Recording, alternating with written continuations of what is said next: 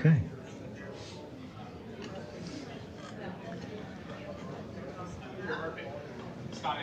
Thank you. Good morning. If there's anybody that's supposed to be here this morning that's not, raise your hand. You're so funny, Chair. I wasn't aware that you were going to be remote this morning, Commissioner. I'm so glad to have you here. Let's go ahead and bring this meeting to order. And Madam Clerk, if you would call the roll. Chair, Commissioner Clay Murphy. Present.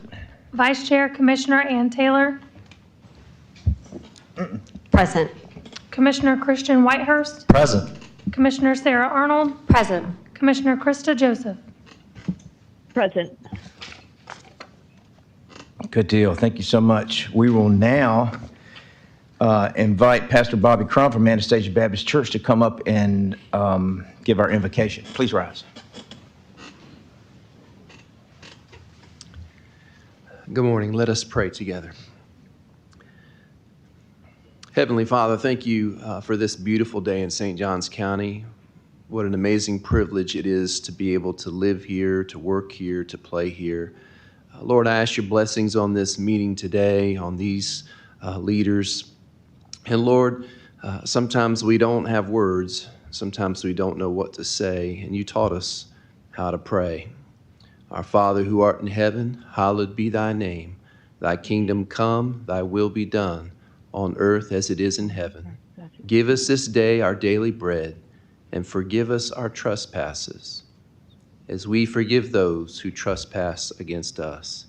And lead us not into temptation, but deliver us from evil. Thine is the kingdom, the power, and the glory forever. Amen. Amen. Thank you so much. Sarah McLevy, Lieutenant Colonel, United States Army. Are you here, Sarah? And if not, Bobby, would you lead us in the pledge? Absolutely. Thank you. I pledge allegiance to the flag of the United States of the United America, States of and to the America, republic for which and it to the stands, republic, one nation, under God, one nation, indivisible, with liberty and indivisible, justice for all. liberty and justice for all. Thank you so much. You may be seated. Let's see. We're going to go to deletions to the consent agenda, and I'll start with Commissioner Arnold. I have none, Mr. Chair. Thank you so much. Commissioner Joseph? None, Mr. Chair. Thank you. Commissioner Whitehurst? I have none, Mr. Chairman. And Commissioner Taylor? And I have none. However, I do want to point out number 11 on the consent agenda.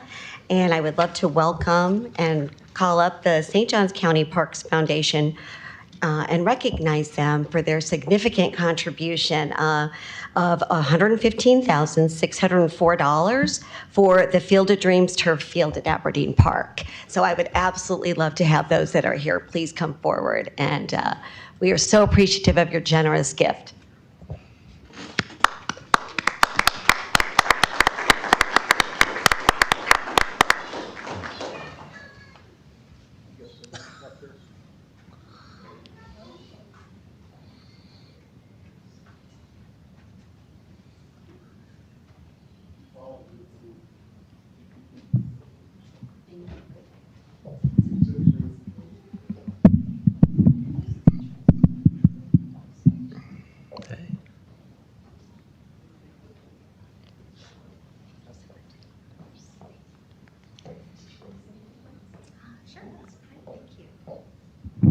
Thank you so much, Commissioner Taylor, and also all the commissioners who have supported the St. Johns County Parks Foundation. We are new, but we are certainly getting a lot of momentum, and this is certainly proof of that. We'd like to thank also the Field of Dreams organization, who graciously also became one of our supporters of the foundation. So thank you again, and everyone else here in St. Johns County. Thanks.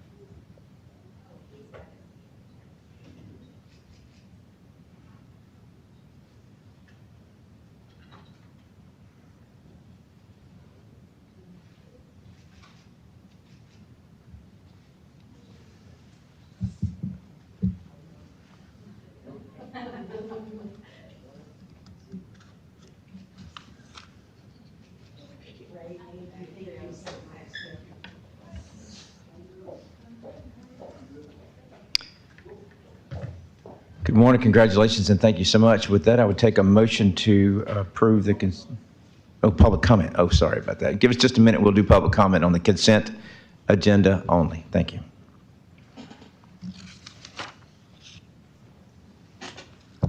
All right, at this time, we will take public comment on the consent agenda. If anybody would like to share, please come up. Okay, seeing none, we will close public comment. Thanks so much. I'll take a motion to approve the consent agenda. So moved. Second. Okay, we have a motion and a second. All in favor say aye. Aye. Aye. Aye. And opposed. That's unanimous. Additions or deletions to the regular agenda. We'll start with you, Commissioner Arnold. I have none. Thank you so much, Commissioner Joseph. Yes, I was wondering if we could put in for item 4 to discuss the injunction that we talked about 2 weeks ago onto the agenda. Okay. Any discussion? Well, if none, we'll add that to the agenda item number 4. Thank you, Chair. Yes, That's it. ma'am. Commissioner Whitehurst. I have none, Mr. Chairman. Sorry, I can't write and talk at the same time. Commissioner Taylor. I have none. Okay, and I have none. Okay, so let's do an approval of the agenda as amended. Do I have a motion? So moved. Okay, I have a motion and a second. All in favor say aye. Aye. Aye. And opposed. Fantastic. We'll go straight to public comment. General public comment. At this time, the board will hear general public comment on matters that are not scheduled for action on today's agenda. When addressing the board, please come to one of the 3 podiums and state your name and address. Each person will be provided 3 minutes to speak, and we ask that you speak directly into the microphone. Speakers will comply with the board's rules of civility and decorum. Speakers may not demand an immediate response from the board. Finally, any speaker that would like to present materials, please utilize the center podium. Paper materials can be placed on the X for our overhead camera to display, and a laptop will be set up for any USB presentations. After presenting, please provide the materials to the staff of the clerk of the court to be entered into public record.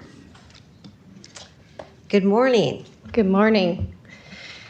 Okay, so good morning, Commissioners. My name is Deborah Campbell. I'm a resident and taxpayer of St. Johns County. When I stood here last time, I presented a Could you petition. please state your name and address? Deborah Campbell. Your address? St. Johns County. I don't want to do my address because children and, that kind of thing. I have it out on the Okay, paperwork. that's fine. No worries. Thank Okay. Like I said, resident of St. Johns County. When I stood here last time, I presented a petition to the board. Today, I'm back because our community's voice has more than doubled. I am holding a petition that now has 464 signatures from our neighbors who demand an end to warrantless mass surveillance on public roads. We, the people, own the public roads in this county, and we, the people, pay for it all. Every street, every pole, every tax dollar belongs to us, yet our hard-earned money is being used to run a permanent tracking grid against us. Following a massive public backlash across the country, Flock was recently forced to change its standard policy, wiping innocent citizens' data after just 7 days. But while the public demands privacy, our sheriff is actively paying a premium surcharge of $300 per camera per year to hoard our travel data for a full year. Our tax dollars are paying to store our families' driving habits 12 times longer than standard. Worse, the internal audit meant to protect us from abuse is a complete joke. Over 144,000 searches were run on our citizens between January 2025 and June 2026. The system flagged 117 suspicious searches. Let me read the exact words from the official report on that. Users were found to have entered an inaccurate case number into the system. Each of these users were contacted and given the information on the search they entered. Each user provided the accurate case number. No intentional misuse of the system was discovered. These were all administrative errors in which case number was entered incorrectly. Think about that. When a deputy enters a wrong or fake case number, management just calls them up, gives them their details, and lets them change it. Every single one of those 117 red flags was dismissed as a harmless typo. This is not an audit. This is an honor system designed to hide abuse. Thomas Jefferson warned us that free government requires power to be balanced so that no department can overstep its limits without being stopped. Commissioners, you are that stop sign.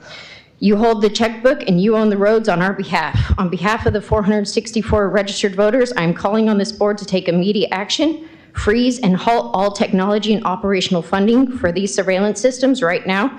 Pass the right-of-way protection ordinance I gave the clerk, legally evict these corporate trackers from our roads, and stand up for the people who pay for it all. Just because Hardwick has a hard-on for Flock doesn't mean we should pay for it. Thank you. Thank you. Good morning. Yes, Juanita Yates, 408 Sevilla Drive in the Shores. And I've been here before, and I'm speaking for the people that live on Sevilla, the intersection of Sevilla and Shores Drive. And once again, we are still having a problem because of the U-turn that was put in by the county. And it's in a very bad place. It's on a hill. We can't see who's coming at us. Meanwhile, the people have taken upon themselves to drive across the medium strip to be able to have access to our street, which we have had since the 80s. And then the county put in this medium strip without any notice to anybody. And now we've got to drive across the medium strip. Plus, right behind my house is a service road for FPL, and they are having the same problem. They've done the same thing. They're driving across the medium strip. They cannot navigate the U-turns that they put in with those big trucks with trailers on them and everything else. That's the only way they can get in and out of their service road safely. So I would like the county to please take some kind of action on this. I'm not sure just what you want to do. I think we're at this point, if you would just gravel the places that we've driven over and make it safer that way, that might be an alternative. I don't know. I mean, just right down the street from us, the golf course has got a very nice little graveled place for them to drive across. And, you know, we've got nothing but a dirt there. And when it rains, we do have mud there. We would like to have something done about this. The county created this mess. I would like to ask the county to try to do something about it. And as I said, I am speaking for the people that live on Sevilla.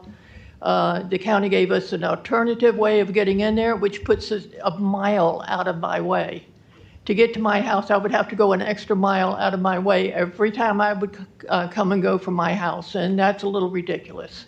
When I've had access to my house, which is only about 6 houses in on Sevilla, why should I have to go all the way down and around and come back up to be able to get there? So I'm asking the county to please try to take this into consideration and do something for us. Thank you. Thank you. Thank you. Good morning. Oh. Good morning. Brian Seymour. I'm at 192 Martinique Circle up in Ponte Vedra. I came here 2 weeks ago, made my stance pretty clear on the license plate reader, flock cameras. I'm going to leave it to the lawyers and the judges and the courts to determine whether these things are legal or violate constitutional rights. I believe they do, but what I'm here to talk about today is the cost, both the financial cost and the cost to our social fabric. Through a public records request, I now have documents showing receipts in about $4 million since 2022 paid to flock services. So far, invoices have been paid over $2 million of those dollars. That's our tax dollars being used to spy on ourselves, on our neighbors, without any kind of consent, without any kind of even notification that this was going to be happening. Surveillance on this level erodes trust. The message is that my government assumes that I'm a criminal. It makes us paranoid and suspicious of our neighbors. It does not make us a safe, resilient community. What helps to build a safe community is spending money on things that bring us together, programs and actions that give us an opportunity to put down our cell phones and get together and talk face to one another.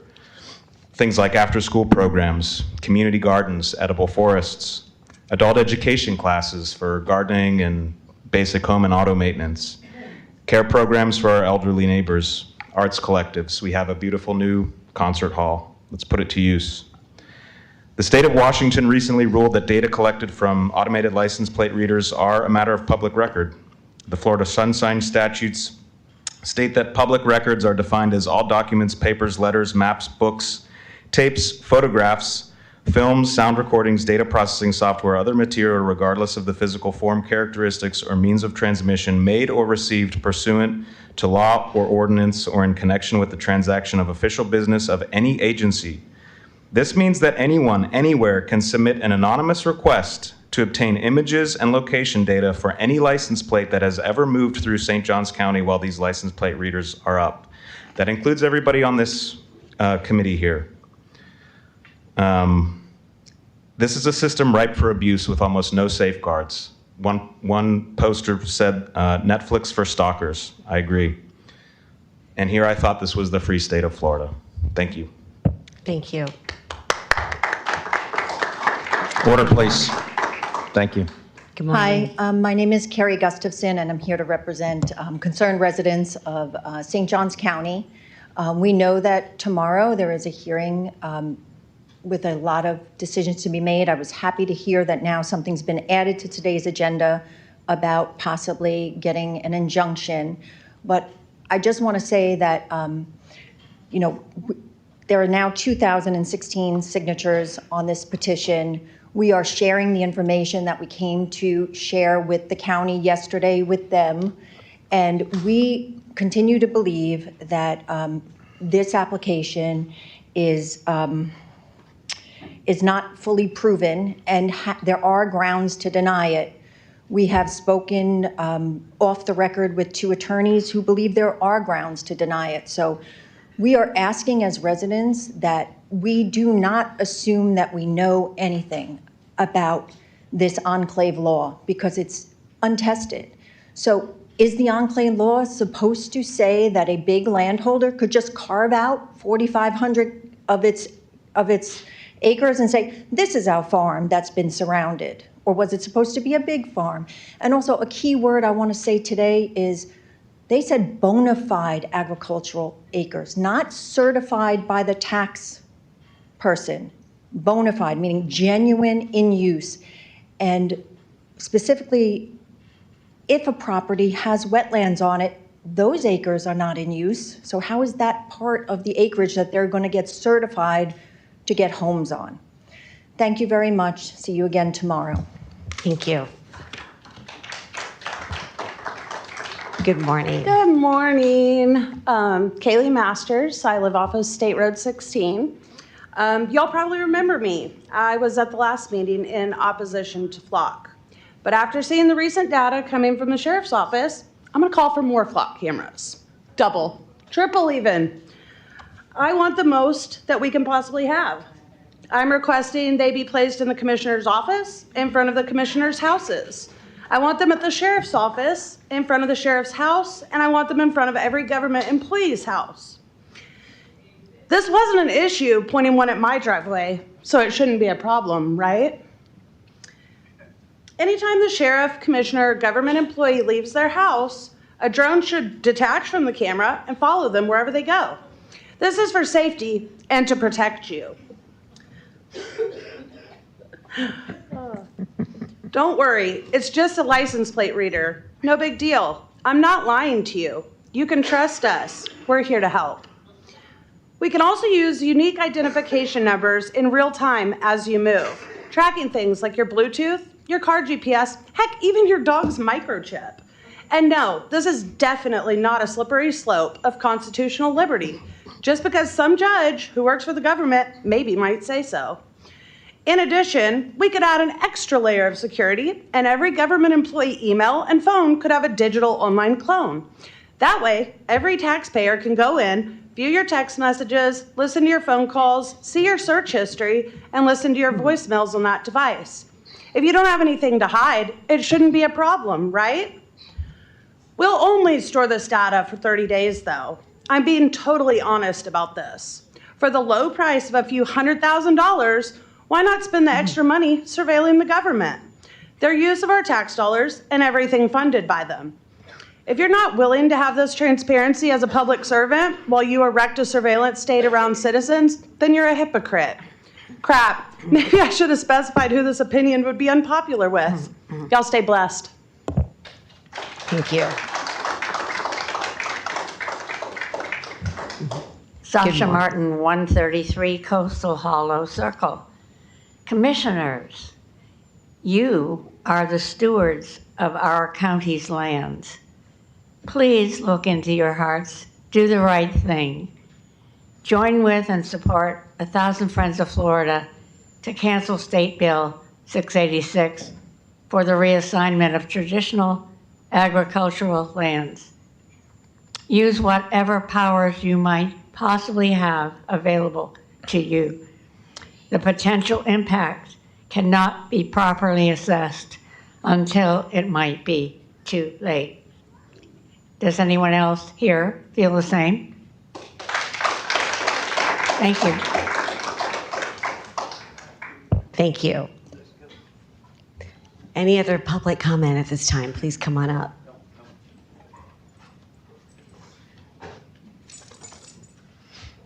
Good morning. Hey, good morning, y'all.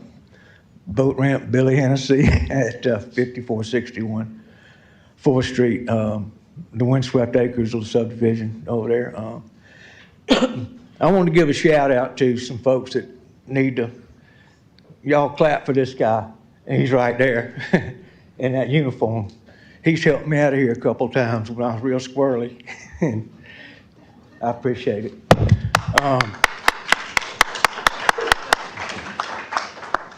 I'm getting there now. I think I may be the only one that comes to these meetings in a bathing suit. And Diane said, man, you gonna go out there like that in your bathing suit? And I said, well, not really. Technically, I slept in these, so they're my pajamas today. But this is all about the boat ramps and everything. And I got a call Wednesday from a guy. He claimed he was the lion fella, and he'd like to come to my house and meet me personally. He said something about my mannerism and all that stuff. And I said, sure, come on. He brought a damn a crew, camera, 2 of them, mic'd up and everything. The big umbrella with lights. 10 hours worth of discussing these boat ramps with the guy. And they got it all on film, all the documents I've been showing y'all. So y'all get ready to step in a bunch of dog poop, because these guys are really good. They're professionals. They came all, I ain't gonna say where they came from, but 10 hours worth of talking with me about boat ramps, about life, so forth. And he, near the end, I was exhausted. He said, look, one more thing, Billy, come on. He said, go stand over there where that leaf is. So I went over there, and the camera crew was all out there and everything filming. And the guy walked up and had a little box. and the local line guy opened the box up. And y'all don't freak out. It's not a scalp. He left me this as a gift after they took pictures. They did a GoFundMe deal, and that big piece of cardboard was a $1,000 check. And I said, you know, I'm going to slap this down on a lawyer to get all this straightened out about that Palmetto Road boat ramp. And he said, we're hoping you would, because we want this thing to keep going. You got Netflix material. I never even looked at the videos till I got there. You talk about some emotional stuff, especially after I got assaulted. He was in tears. But yeah, y'all got a big problem, and it's going to be on the next video thing, I guess he does. So y'all pay attention to it. Thank you. Good morning. Good morning. Hey. Good morning, Commissioners. My name is Riley Willis. I live at 1291 Paradise Pond Road. I am a representative of a different DFLOC St. Johns County. We're about 650 constituents on Instagram. I'm not here today to talk about how bad the cameras are, how much of an infringement on our rights they are, however so many people may believe so. I'm here to petition you. Our law enforcement agency in St. Johns County, the St. Johns County Sheriff's Department, is one of the most professional sheriff's departments across the country. They're paralleled only by the Florida Highway Patrol in our county. I do not believe they have the capacity to use these cameras incorrectly. However, the public does not share the same opinion as I do.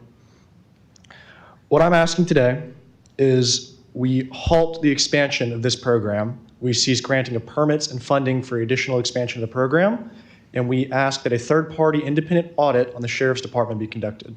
This audit would be about 120 days and would be conducted by either the Florida Auditor General, the OPPAGA, the Office of Program Policy Analysis and Government Accountability, or McConnell & Jones LLP, which has audited St. Johns County back in 2022. The audit should include the taxpayer costs, the contracts, the reoccurring cost annually, the installation maintenance costs, grants, funding sources, future project costs, the number of searches, alerts, who's conducting them, what searches or cases are associated with the searches.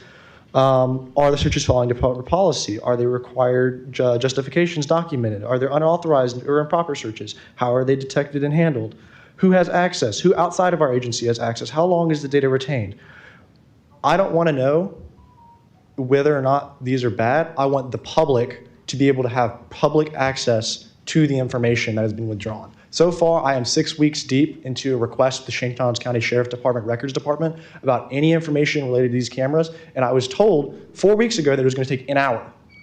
I've been waiting for 4 weeks. Nothing yet. All I'm asking is that we pause, sit back, and think about these cameras, and over the next 90 to 120 days, whenever we are auditing the Sheriff's Department and the information related, all we do is take the time to think, give people access to information, and allow people to make the decision. Because we, as a county, should be allowed to decide whether or not we want these cameras, not having them put up without the consent of the public. Thank you, Commissioners, for your time and for listening to me. Thank you. Thank you. Good morning. Good morning, Sherry Badger, 2772 South Collins Avenue. Totally against the Fourth Amendment, but I want to go to a different place. You got Travis Hudson wanting two approved out there on 207. You got Dano Davis wanting the other one approved up here. Let's see who's on their payroll and votes for this, because you have a county administrator, a county assistant administrator, and a lawyer, and they all work for Travis Hudson, plus a lobbyist that works for Travis Hudson at the courthouse. God bless. Have a great day. Thank you. Good morning. Good morning. And like a good neighbor, Boat Ramp Billy is there. I've got a new hat, FBI. Now we all know that is an acronym for, that's right, the Fish Billy Invitational. Guy Harvey, you're in. Now, the Palmetto Road Boat Ramp will become a bucket list destination spot in the free state of Florida. Visit St. Johns County. Visit Florida. So let me share with you evidence and some positive funding options that can and could be implemented immediately. Amendment 3. Now, also, I made a donation to 2026-0004. That's Duval County Parks Trust Fund. It's check number 129. Ken Amaro, former chair of the Jacksonville Waterways Commission and Duval representative on the Northeast Florida Regional Council. I mean, it's real. Okay, I'm down to minute 53. So here we are. We're just going to flip them over. And did a site inspection of the Palmetto Road Boat Ramp. It is gorgeous. And I'm just going to turn these over. It was just last week I went. It was a high tide. St. Johns County welcomes you to the Palmetto Road Boat Ramp, public access to our waterways for everyone.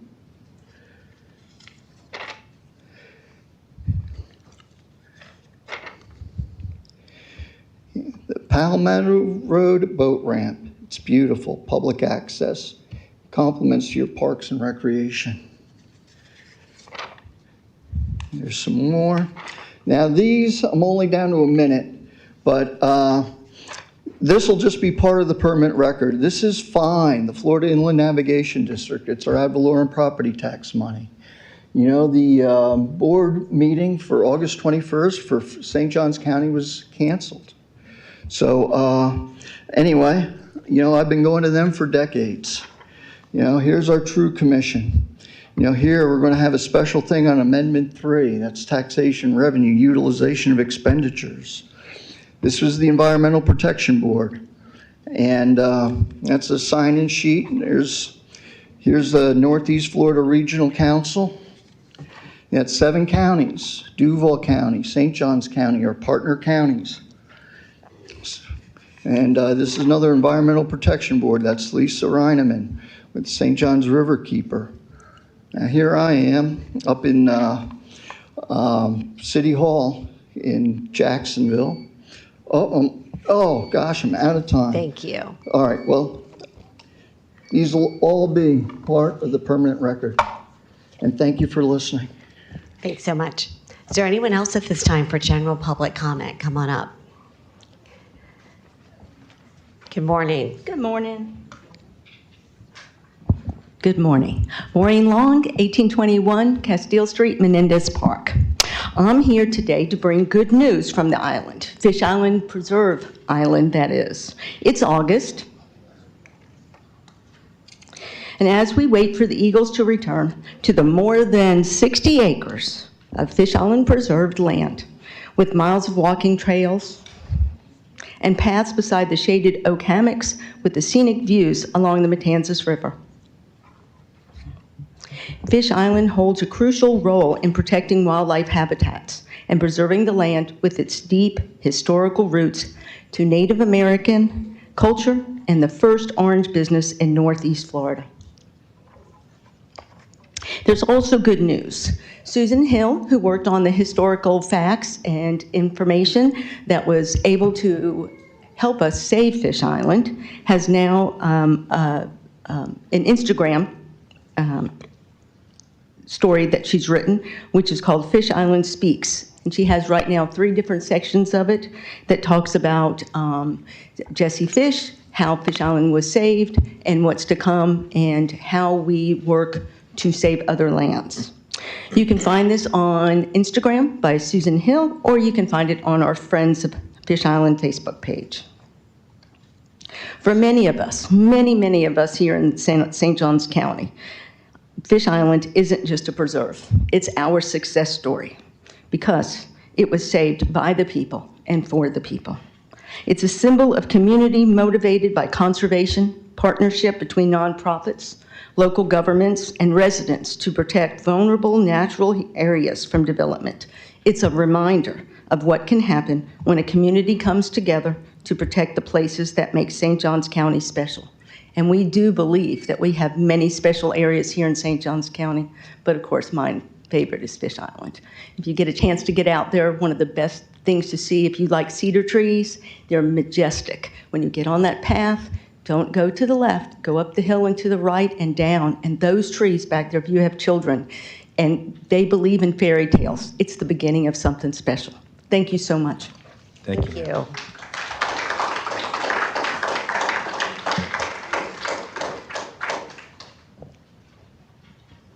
Good morning. Good morning. Ed Slavin, box 3084. I want to echo what the lady just said about Fish Island. And there were 50 of us who spoke to the St. Augustine Planning and Zoning Board, including the mayor of Ed Slavin, box 3084. 50 of us who spoke about Fish Island. And we helped to stop a D.R. Horton project that would have destroyed it. This is the home of slave bones and Jesse Fish's bones and the bones of the first crooked realtor in the state of Florida, Jesse Fish.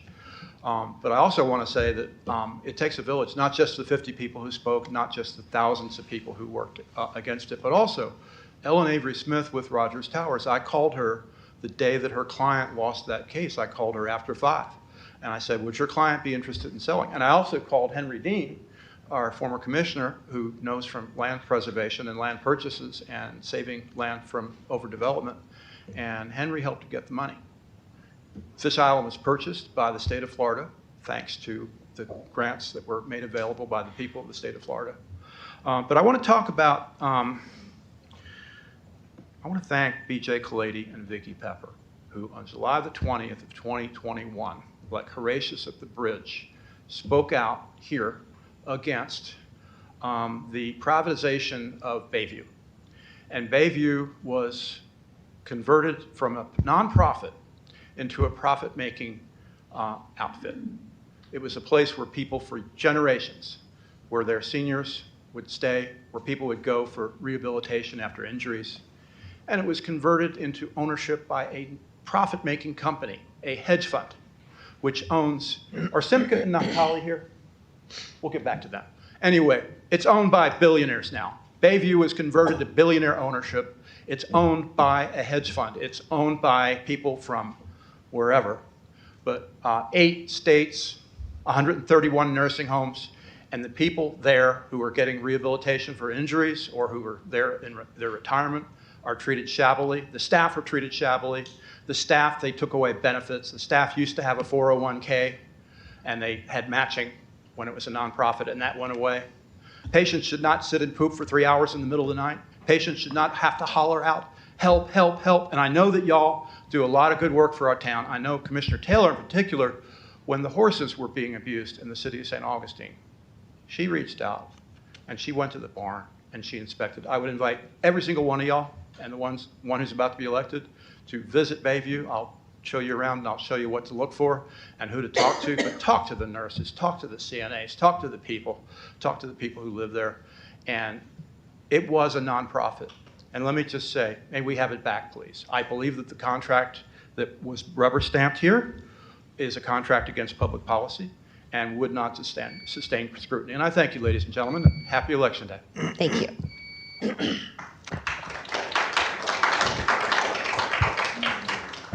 Good morning.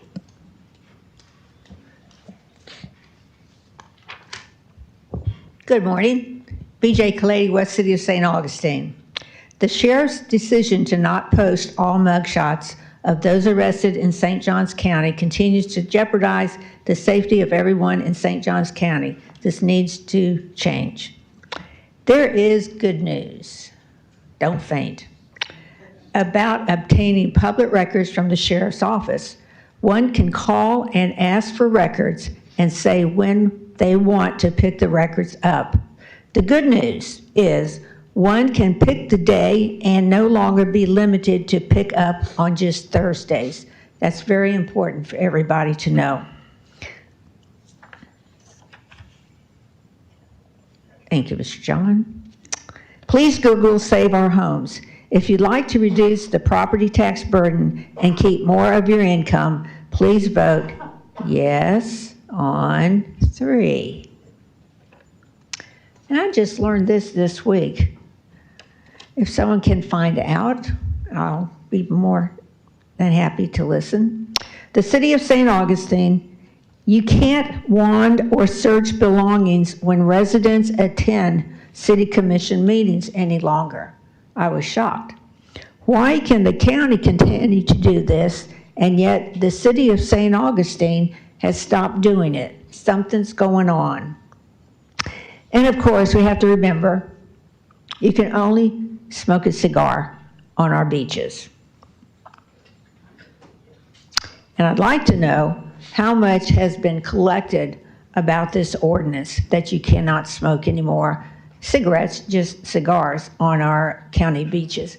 Have we gotten any violations on that? Because that seemed to be a big problem in the city, in the county. So it'd be interesting to find out what the answer is to that. So remember, vote, 59 seconds, vote yes on 3. And some of the speakers this morning is talking about money. And so we got to vote in November how we want to spend our money. So thank you. Thank you. Is there anyone else at this time for general public comment? Come on up.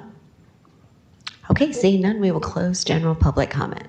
Okay, thank you so much. Let's get right into the county's business and talk about agenda item number 1.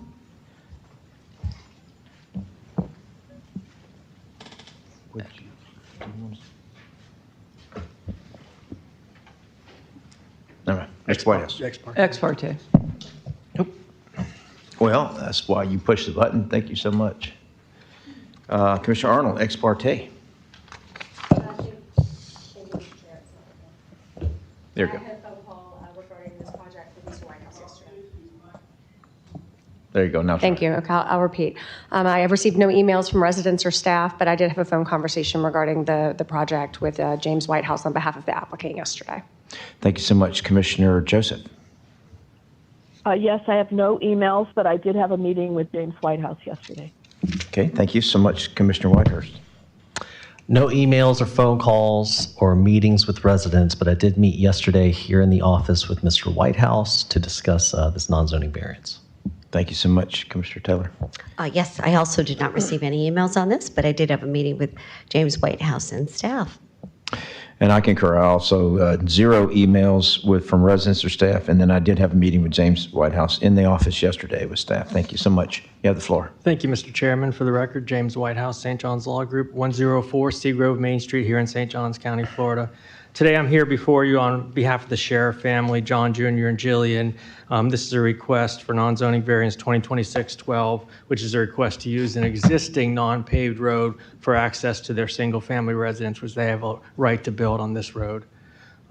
This particular property is located in the west part of our county. As many of you may know, if you go out 214 or King Street west, past Palacios Junction, it's Orange Avenue, you turn left and go down. This is a very rural area of our county. It's off Tampa Road, which is a non-paved road to the south of King Street or 214. It's located on, this lot is located on this non-paved road, which was previously approved by this board for 4 other single-family residences through non-zoning variance 2023. It's in ag land use, OR.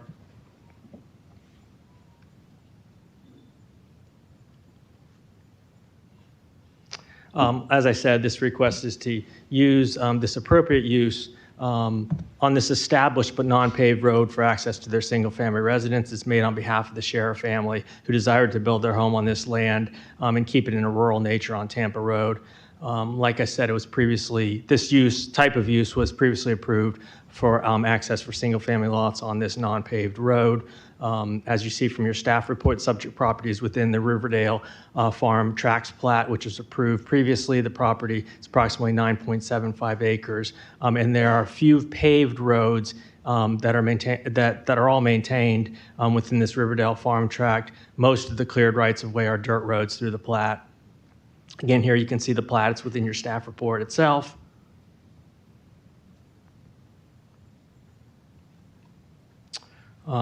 Again, this is for a non-zoning variance. It's not for the use to be able to be a single-family house. They have the right to do that now. It's to access it off this non-paved road. Here you can see a picture of the non-paved road that already exists with those other houses on this particular road. You know your requirements for a non-zoning variance. We go through them, and the staff goes through them and finds that this is a reasonable use off this particular road. Within your staff report, you'll see that there are conditions on this particular non-zoning variance, which require them to be part of the maintenance agreement, as well as to do a couple other things that are technical requirements. They agree to those. Those are the same requirements that were placed on the other non-zoning variances that were approved on this particular road. And I am here to answer any questions. Thank you, Mr. Chair. Thank you so much. Any questions from the board? Okay, we'll go to public comment. At this time, we will take public comment on agenda item number 1. Come on up. Okay, seeing none, we will close public comment. Okay, back to the board for a motion. You have the floor. Thank you, Mr. Chair. Motion to approve non-zoning variance 2026-12, Sharer Family Property Request for non-zoning variance to section 6.04.07.m.2 of the Land Development Code to allow for the use of an existing non-paved private roadway to access residential development, based upon 6 finding of fact and 4 conditions as provided in the staff report. Second. Okay, we have a motion and a second. Let's vote. Yes. And we have a yes vote recorded from Commissioner Joseph. That'll make it unanimous, 5-0. Thank you so much, guys Mr. very Whiter. much. Thank you. We'll go straight into public comment or agenda item number 2, and I would ask Commissioner Arnold for ex parte. Thank you, Mr. Chair. I have no record of any emails from residents or staff and took no meetings. Okay, thank you. The Commissioner same- Joseph. The same for me. The same for me also. Nothing. Okay, Commissioner Whitehurst. No records of emails, meetings, or phone calls with residents or staff, although we did discuss it in the briefing yesterday. Okay, thank you, Commissioner Taylor. And the same, I have none. Okay, and I also had a conversation with one of the Airport Authority board members about this particular thing, and also a member of the PZA who is in attendance today. So that's my ex parte, and you have the floor, sir. Thank you. Good morning. I'm Matt Singletary with Pastor Associates. We are an engineering consultant representing the Airport Authority. So this is in regard to a 23-acre parcel that the Airport Authority purchased in 2024 from the Rod and Gun Club. So I've got the same presentation I gave to the Planning and Zoning Agency, but I've got a couple maps on the existing zoning and land use, and then some information about the project that the parcel is associated with. So this is a view of the current zoning map with some additional notes. So this right here in the middle is our parcel we're talking about, 22.74 acres, currently zoned open rural in that yellow color, and then the orange to the south and west and sort of east of that parcel is the airport district. So that's the existing zoning as you see it, US 1 on the west left side there. So here's your future land use map from the county's comprehensive plan. So as you can see on this, the yellow, same orientation as the previous slide. Our parcel's right there in the center of the slide. The yellow is the future land use airport district. So the point of this, for one, is this is already planned to be airport district in the future from what is currently existing. Here's another slide that was part of the application for the rezoning that shows the parcel in that purple shade, and then also showing a version of the project site plan underneath. So we have, it's basically a hangar aviation facility with access to the airfield with a new roadway connecting to Gun Club Road. So we have a first phase that is in design now and planned to go into construction in 2027, which is infrastructure. So the roadway work, stormwater utilities, there's a good amount of wetland mitigation and filling part of the project. And then in a future phase after that would be the actual hangar development for the hangar buildings themselves. This is a view of the airport's long-term plan, the master plan, an airport layout plan drawing from the last master plan update from 2018 to 2020. And kind of the point here is just that the project we're proposing and the acquisition of this parcel and use as an aviation facility was all planned as part of the airport's long-term master plan. So there are some grants that were sought out by the airport and the county together that are part of this project. There's a 2025 job growth grant fund from Florida Department of Commerce that has been awarded to as part of the infrastructure development to the county and airport.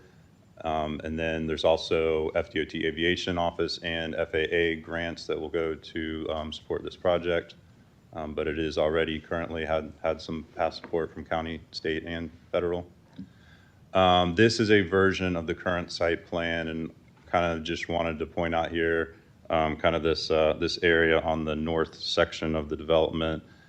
We do have a good amount of buffer. The yellow is a tree preservation, and then we've got our stormwater ponds up there and the roadways. So the adjacent properties that are not part of the airport, we do have a good amount of buffer between the proposed development and the adjacent properties. And just a quick overall status of this project that the parcel's associated with. As I said, we're in design right now, so there's a federal level environmental assessment under review by FAA right now, wetland permitting and mitigation process that the Army Corps of Engineers is involved with. We just did a 60% design, submitted water management district applications and St. Johns County site development permit applications. Planning to finish the design and bidding phase by the end of this calendar year.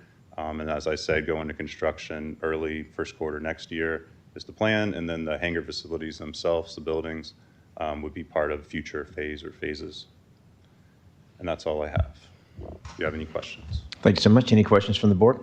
Commissioner Whitehurst. Thank you, Mr. Chairman. Mr. Singletary, does this plan have to go in front of the airport authority to be approved? Is that a final step once it's rezoned by us?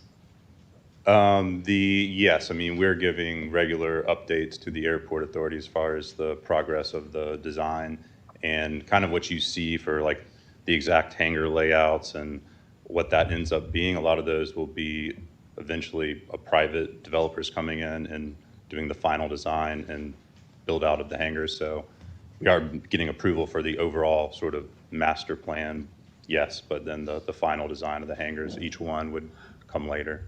So the zoning at the Board of County Commissioners and then the final approval would be the airport authority's jurisdiction? The zoning piece itself has been, you know, the executive director has blessed that, and so has the board, the airport authority board. So that's all, they've all approved that already. But as far as the site plan itself, they are reviewing it as the design progresses, if that's your question. Thank you, Mr. Yes. Singletary. Okay, thank you. Anyone else? Commissioner Joseph, you have any questions? No, sir, I'm good. Good. I just have one. Would this add a competing FBO here?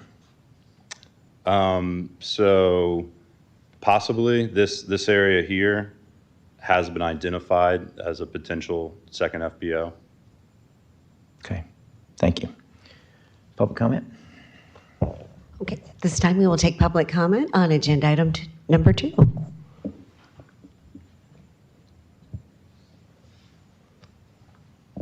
Good morning. Good morning. Ed Slavin, edslavin.com, candidate for Mosquito Control, District 2. The election is November 3rd, or seat 2, seat 3.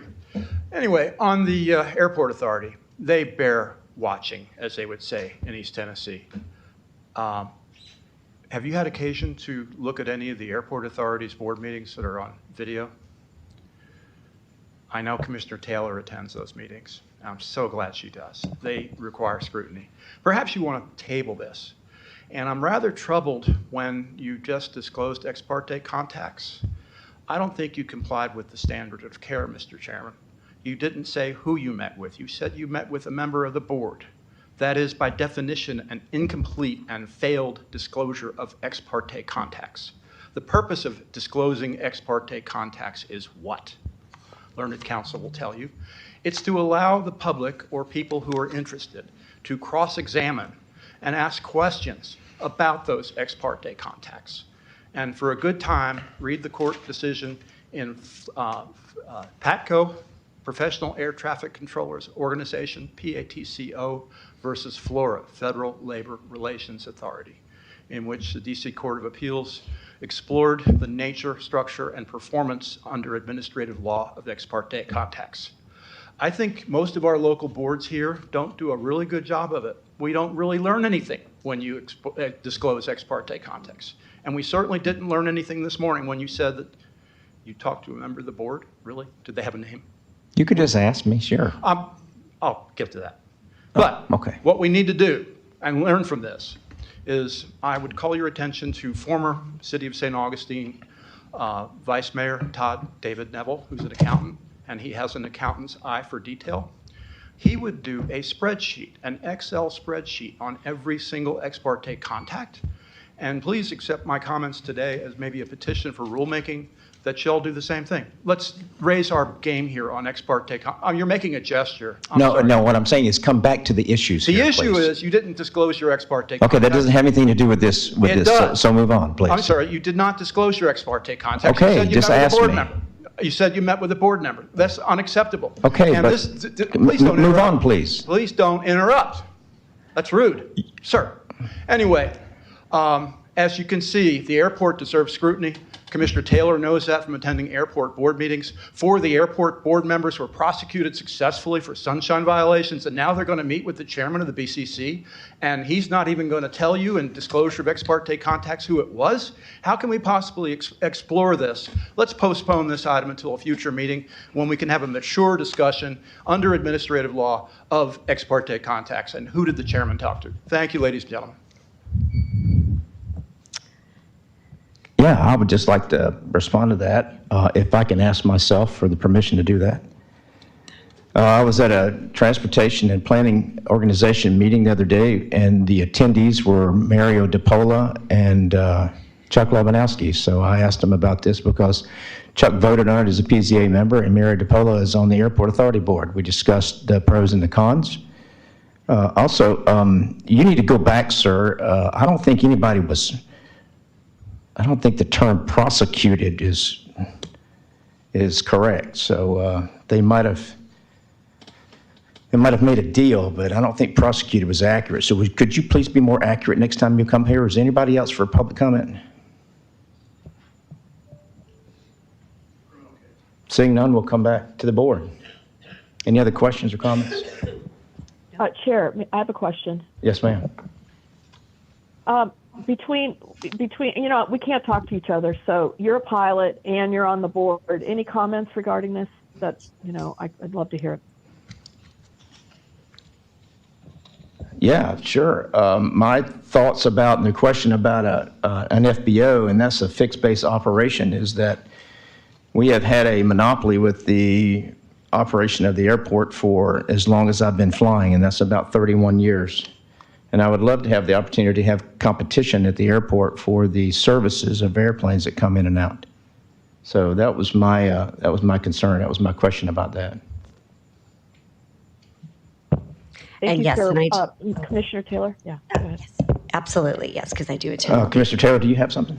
Yes, I just wanted to add You have the that, floor. I sure do. I do attend all the airport meetings, and I have heard the presentation on this as well. And yeah, I don't have any concerns at this time about that.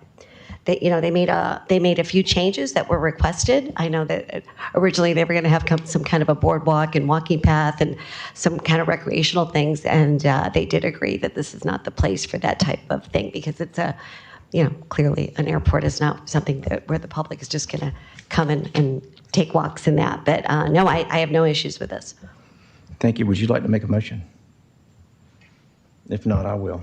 I can make, Go I'm ahead. happy to make the motion. Yes, ma'am. I make a motion to approve and enact ordinance 2026-26, approving rezoning 2026-12 St. Augustine Airport East based on 4 findings of fact as provided in the staff report. And I would be more than happy to second that motion. Let's vote. Yes. Okay, we have a yes from Commissioner Joseph, and that makes it unanimous. Thank you so much, sir. Thank you. Okay, let's move right on to agenda item number 3.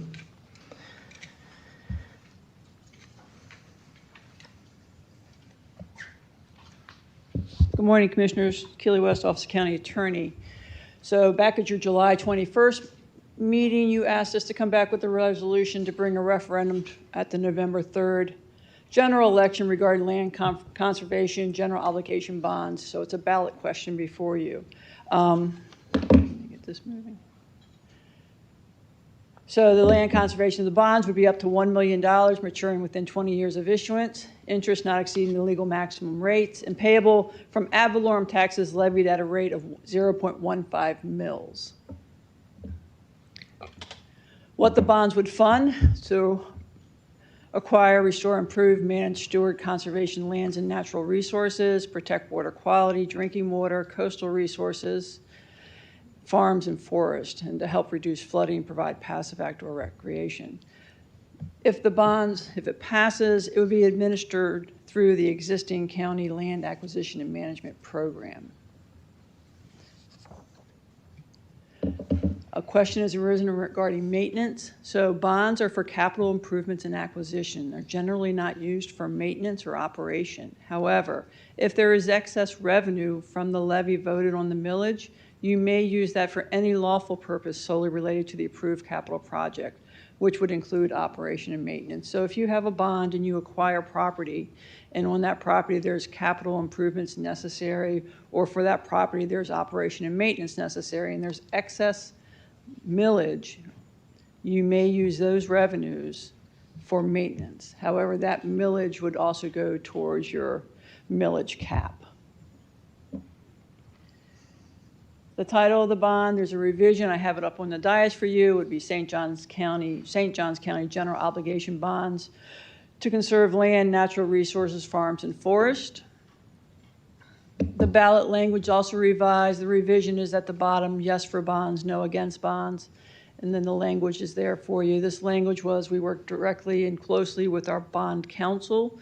So there's two things we were looking for. One, to make sure that the language was legally permissible under the statute, 75-word limit, as well as that the bond language was acceptable to bond counsel, so there would not need to be a bond validation. And so that is the language before you. There's a suggested motion to adopt the resolution, and then you'll also notice in the middle of the motion, as amended, since I have changed language in there, we would also ask you to add that if there's a non-material change requested by the Secretary of Elections, that you allow the Office of County Attorney to make that. So we have to now, once this is certified, if you guys approve the resolution, then it goes to the Secretary of Elections. And so she may have some minor changes she needs with regard to either formatting. You'll also notice in your resolution that it's Spanish language as well, which once we get this finalized again, we will take it out to be recertified in Spanish language. So if there's any minor non-material changes, we ask that you allow our office to make those changes as well. And if you have any questions? Okay, any questions from the board? Commissioner Taylor, you have the floor. Yes, thank you for that, Keely. I do have a question. Can you clarify the process, how this would work, and who exactly would be making the decision regarding, which properties in that? Is it going to be the Lamp Board, or can you just explain how it would work? Sure. So the program, so right now you're voting to place this measure on the ballot. Once placed on the ballot, if it's approved by the voters, then the program would be run through your existing LAMP program. And so, yes, so the properties would continue through the process that we have. That LAMP, it's a willing seller program. LAMP would take those properties, they would rank them, and then all decisions regarding the bonds, the spending of the bonds, the ranking of the properties, and the ultimate list is the decision of the board. So while LAMP is both a program and an advisory board, it comes to you as an advisory board and a recommendation. Ultimately, it's this board's decision on what properties are on that list and how that money is spent. Thank you. Anything else? Yep. Commissioner Joseph, you have anything? Yeah, I just have one question. So would it immediately become the 0.15, or you can do it at small increments throughout the time? I'm going to have Wade come up and address the technical. Yeah, I was going to ask that question in a different way. I was just going to say, we don't have to borrow the whole amount up front, right? We Correct. can, as we need, we can It's a sell not to bonds. exceed amount. You don't have to, yes, it's a not to exceed. And maybe, Wade, if you don't mind, kind of give us an idea of what it means to bond an issue, because to me, it's like taking a loan from the bank, and I want to make sure that everybody understands what the nomenclature means.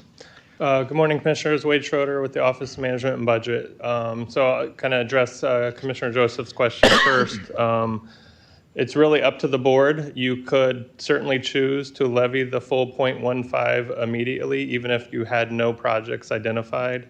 That would start bringing cash into the pot of funding for this program, to where potentially if you did identify projects, you could either pay cash or bond or a combination thereof if you had a fund balance available for that. You could certainly choose not to levy anything until there is an identified project, and then levy related to whatever bonding debt service requirements there are for the identified project. So it really is kind of flexible how you could do it. As far as bonding, so yes, it is a loan. It's it's essentially a loan from the bank at the municipal bond market. With that, there are costs of issuance and interest rates associated with that. So, I mean, really, if you wanted to try to avoid potential interest rates and kind of maximize the tax dollars, you could essentially levy the 0.15 beginning in fiscal year 2028. And even if there aren't projects identified, then that would start building cash to go towards projects. Depending on the projects that are identified, you still may need to bond, but you have that levy, that millage rate there to support any debt service associated with that. Okay, so we really don't have to borrow money on this. This is a 20-year bond, right? Or 20-year service? So it's up to 20 years of debt service for each issuance. So if you decide if you don't have to borrow until 5 or 10 years from now, it's 20 years from. You just pay it off in 20 years. Yes, each Okay. issuance is a 20-year. But we could literally, whatever the 1.5 is, we could put that in the bank and use that and not have to borrow money at all. You could, yes. If we Potentially, depending on. But if we have a piece of property that comes up that is very sensitive and very important, we could bond in immediate. My question was right. Speed, the time frame between the land board finding a piece of property that's important to the county or important to Right. St. Johns County, and then being able to borrow money and write a check for it. Is there a time frame that we would be looking at? I'm sorry, can you ask that again? I'm sorry. Yeah, I know this. I was trying to think. I was trying to think of some of the projects that we've lost over the years just Sure. because we didn't have the For time. timing, yeah. So we to could come together and figure out a way to find the money, and before we do that, it gets sold off to somebody else. So my question is about timing. How long before a property is, and this is probably a guess, and I apologize for asking you to guess, but how long between the time that a piece of property is identified is important to where we could access funds if we had to bond? So typically, the time from board approval to bond, the quickest it could be would be about 60 to 90 days. Okay. However, the board could decide to do a reimbursement resolution where we can approve a bonding authority. However, we could also pay for it with other funds, and then when the bond comes in, we're reimbursing ourselves. Okay, so we can move a little alleviate that quicker timing. than that if we need to. Correct. Okay, that's all the questions I have. Anyone else from the board? Okay, let's go to public comment. At this time, we will take public comment on agenda item number 3. Come on up. And we have 3 different podiums, so if you could please, everybody, but if you would like to show something, please go to the middle section there.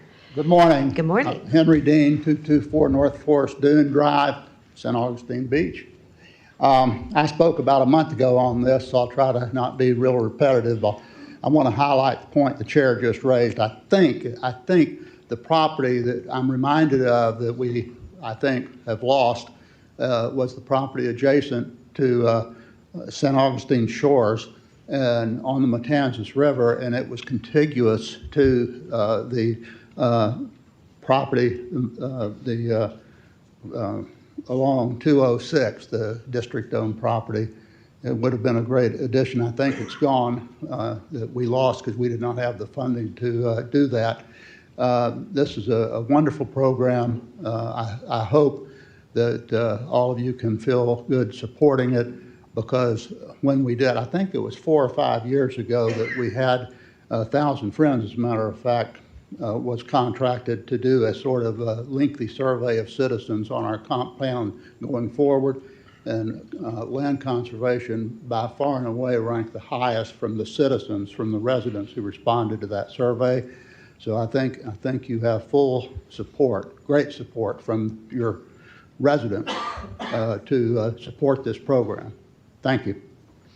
Thank you. Thank you so much. Good morning. Good morning. Rhonda Lovett, 121 Scotland Yard Boulevard.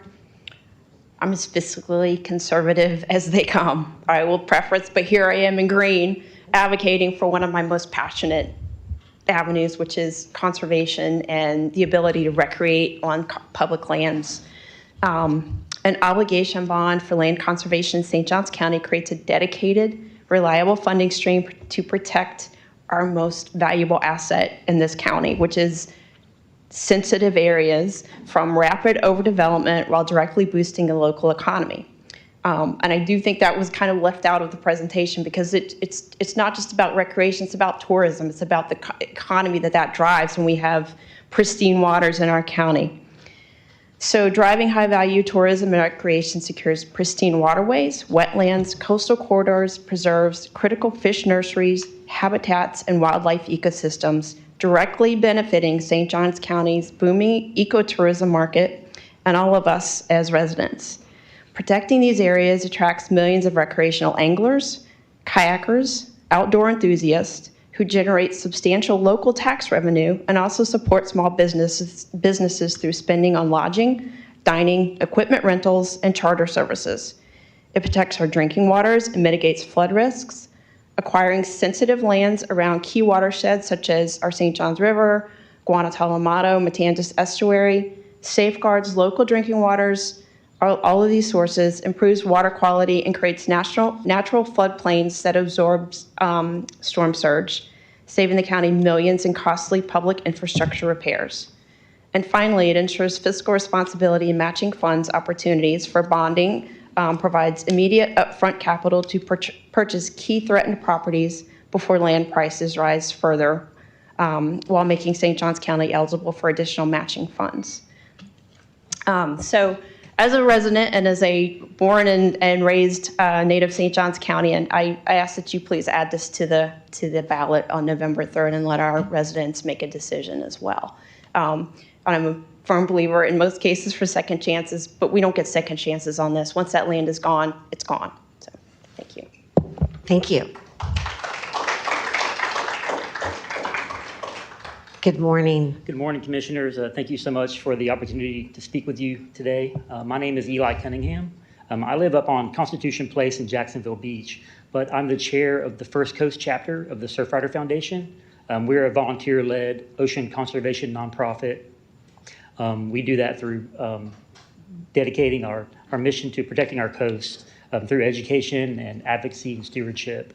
The First Coast chapter runs from Fernandina all the way down through St. Augustine. So we have many members who live and come to play outside in St. Johns County. So on behalf of those members and our chapter, I'm here today to urge the Commission to move forward with referring the bond language for conservation land acquisition to the November 2026 ballot. We've all seen the growth here as fast as anywhere else in the state or in the nation for that matter. So that growth makes it all the more important and urgent for us to protect these undeveloped lands and these wetlands. And these places do more than just give us scenery and recreation activities. They're actually doing great work to keep us safe in our communities. I mean, an acre of wetlands can store about 1 million gallons of water. So that's flooding buffer and control. That's stormwater management, and that's natural water purification. And on the state level, we've seen the funding vary greatly and more recently decrease significantly. And we've also seen new state laws that reduce our local input and oversight of development projects. So in St. Johns County, we just can't rely on Tallahassee to protect what matters the most here. So we need our own permanent funding mechanism for conservation land acquisition here at home. So the First Coast chapter of the Surfrider Foundation is asking the Commission to move it to the voters and take the next step and let the citizens of St. Johns County decide whether they want resilient lands and clean water and lasting outdoor recreation. So thank you so much again for the opportunity, and ask you to vote yes to put it to the ballot this November. Thank you. Thank you.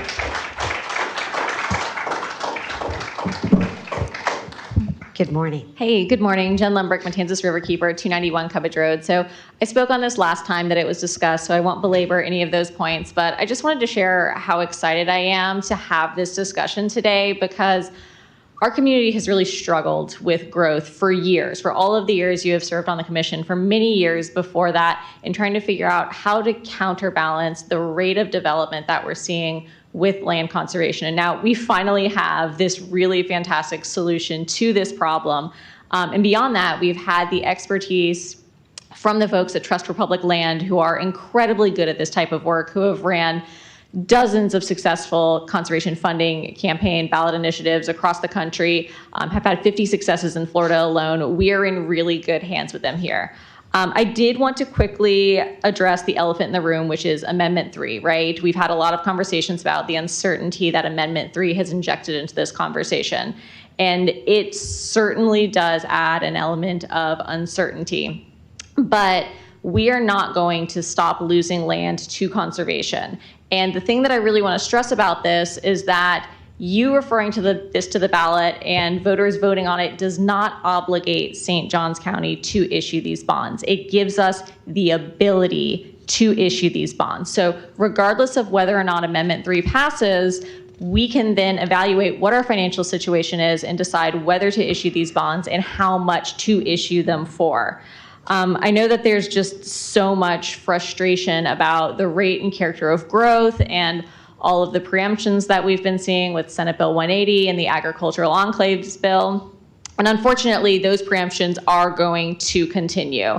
And so this is a way that we can take back some of that control. I think one of the things that's really appealing about this initiative is that this is not you as commissioners making a decision for the community. This is not you imposing a mandate on us. This is you referring something to the ballot to let our community and let our voters decide whether this is something we want, whether land conservation is a priority to us. Because Lord knows we have had our ability to make decisions about our community taken from us at an alarming rate recently. And so that's why I'm asking you to please refer it to the ballot and let the voters decide. Thank you. Thank you. Thank you. Good morning. Hi.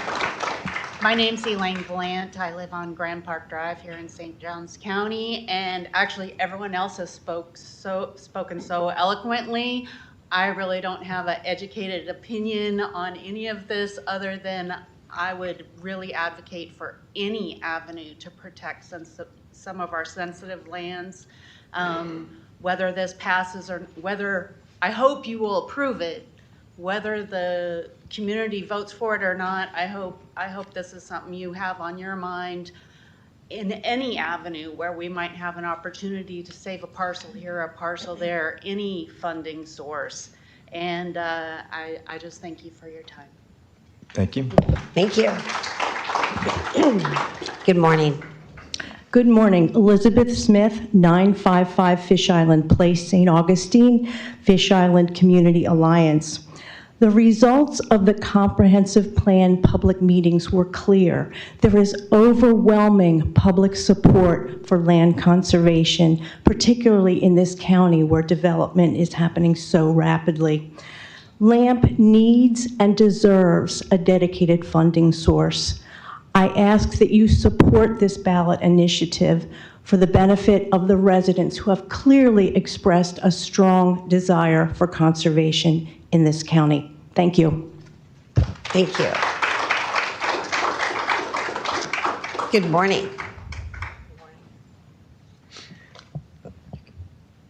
Thank you very much for the steps you've taken toward a ballot to secure funding for land acquisition. We need funding to save our precious forests, wetlands, and farmlands now. Name and address, please. Ma'am, would you just give us your name and address for the record? Marcia Daniels, 34 Madeira Drive. Thank you, Marcia. St. Sorry. Augustine. These lands are being demolished at an alarming rate. For too long, we have considered these ecosystems background, when in fact, they are the very substance of our lives. Take a deep breath. Trees look like our lungs, and they are our lungs. They give off oxygen so that everything that breathes has life. Trees also release water through their leaves, which makes clouds form so it will rain. Forests clean pollutants from the air and provide shade. It is about 10 degrees cooler in forests, keeping us cooler, which is becoming more and more important every day. Wetlands are like our kidneys. These marshes and swamps filter water, removing pollutants, keeping our groundwater, rivers, and oceans clean. Wetlands also act like sponges, absorbing floodwaters, which is so important, again, now more than ever. Animals rely on the plants in these places for food, water, shelter, and a space to raise a family. Animals, in turn, pollinate the flowers, making fruits and seeds form on the plants. Migrating wildlife and birds also need this food, clean water, and along their journey. Animals sing and trees clap their hands for life freely given. Our life, our health, and that of our fellow creatures depend on farms, forests, and wetlands. We go on vacation to other places a few days of the year, but this is our home. We are the only ones that can protect it for ourselves and future generations.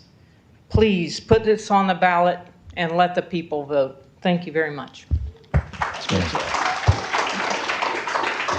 Good morning. Good morning, Commissioners. Elizabeth Guthrie, 134 King Street, St. Augustine. I have dedicated my career to conservation in Florida, and I work with conservation programs, agencies, and local governments across the entire state. And I have seen firsthand how effective and popular these county-level programs can be. I also bring the perspective of someone who has served on our county's Land Acquisition and Management Program Board, and I can attest that this county already has a transparent process in place with a citizen advisory board reviewing every project and public meetings. But what we do not have is enough reliable funding to meet the demand from willing landowners who want to protect their property. This measure would give us the ability to change that and act more quickly. Most importantly, though, I am a St. Johns County resident, and I love this county. I see the growth and development happening every day, and know if we don't act now, we're going to lose a lot of places for good. Land is not cheap, and I can tell you it is not getting any cheaper. This is about making sure growth doesn't come at the expense of our land and natural resources in our community, which make this place such a great place to live. And the cost on average would be around $40 a year per household, which is about less than $4 a month. You know, I know personally I spend a lot more than that just on streaming services each month. I would gladly make that investment if I knew that money was going to protect our farms and our forests, our waterways, and wildlife habitat, and giving people places where they can hike, bike, kayak, hunt, fish, and enjoy the outdoors. The reality is that we don't have a lot of tools available to us, and we're losing our tools, especially at the local level, to address growth.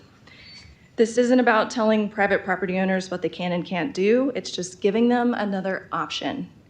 And it's giving the county a way to compete for land and acquire it proactively. Time and time again, we've heard from citizens that land conservation is a priority, myself included. And this is a decision that belongs to the people of St. Johns County. So I ask you all to please put it on the ballot and let us decide this November. Thank you. Thank you so much.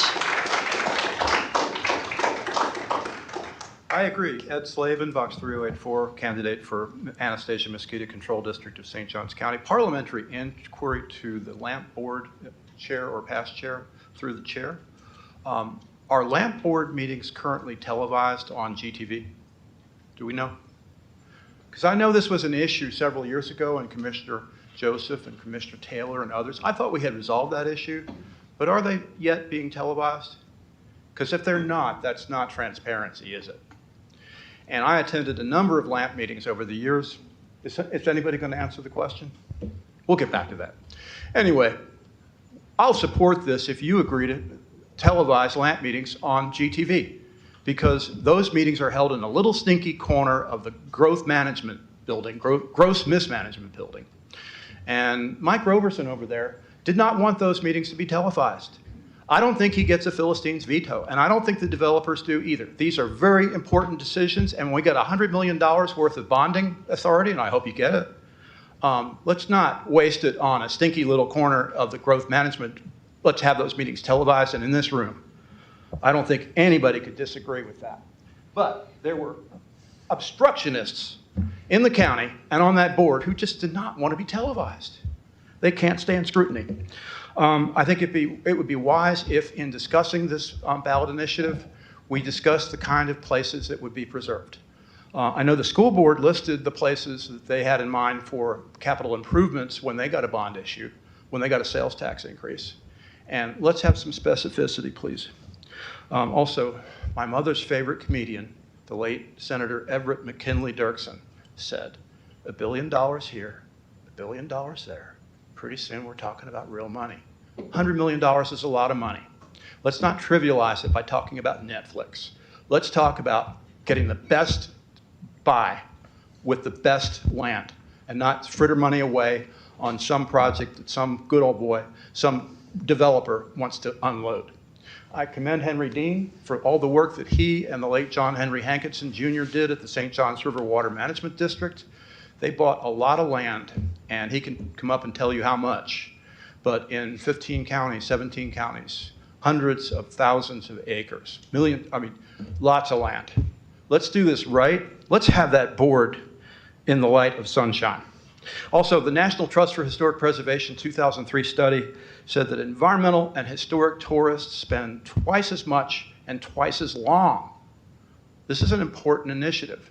Let's do it. And then finally, the St. Augustine National Historic Park and National Seashore was first proposed by the mayor of St. Augustine in 1939, Mayor Walter Fraser. And when I proposed it and came here on November 1st, 2011, with some other people who wanted it, they called me a Nazi and a commie and compared me to Hitler, Stalin, and Goebbels because we wanted a national park and seashore. Can you imagine? Thank you so much. Let's raise the quality of debate, ladies and gentlemen. Thank you. Thank you. Right, next. Good morning. Good morning. Maureen O'Connor, 4260 Myrtle Street, St. Augustine. First of all, this particular general election bond is definitely needed. We have seen the removal of any kind of home rule or regulations between 180 and 686. We've lost our home rule.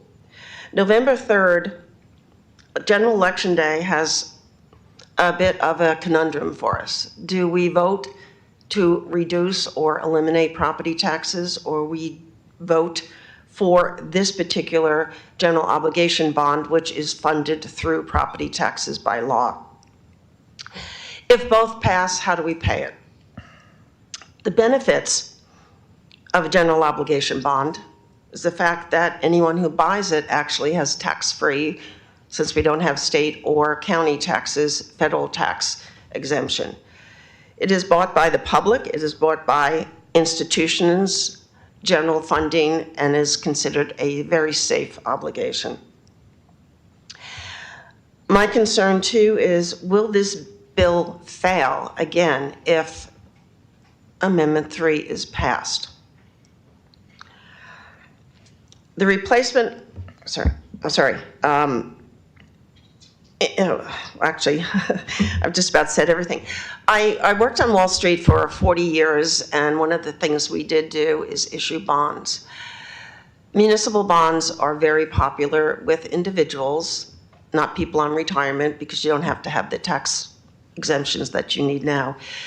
My concern is that these two issues on the general election ballot will cancel each other out. One will suffer at the cost of another. That's all I have to say, but we need it. We definitely need it. Thank you. Thank you. Anyone else? Good morning.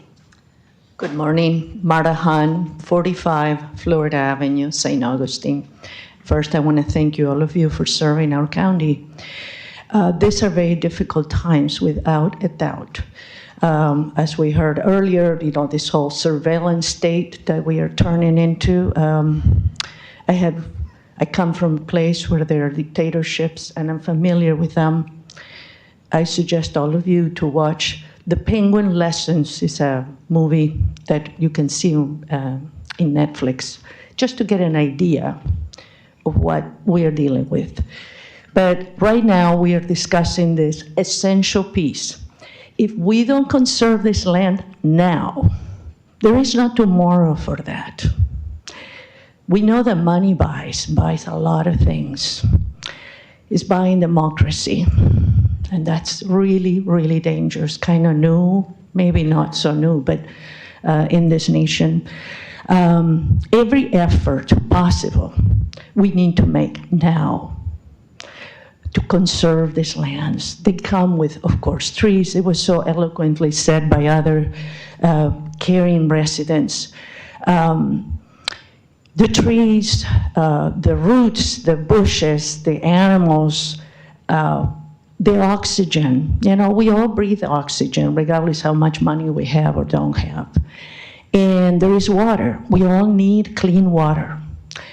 And with the disturbance of the land come many consequences. One of them, you may or may not be familiar with this. This was recently discussed. And I have my neighbor, which right now is in another state visiting a friend, who unfortunately suffers from Hansen's disease, typically known as leprosy.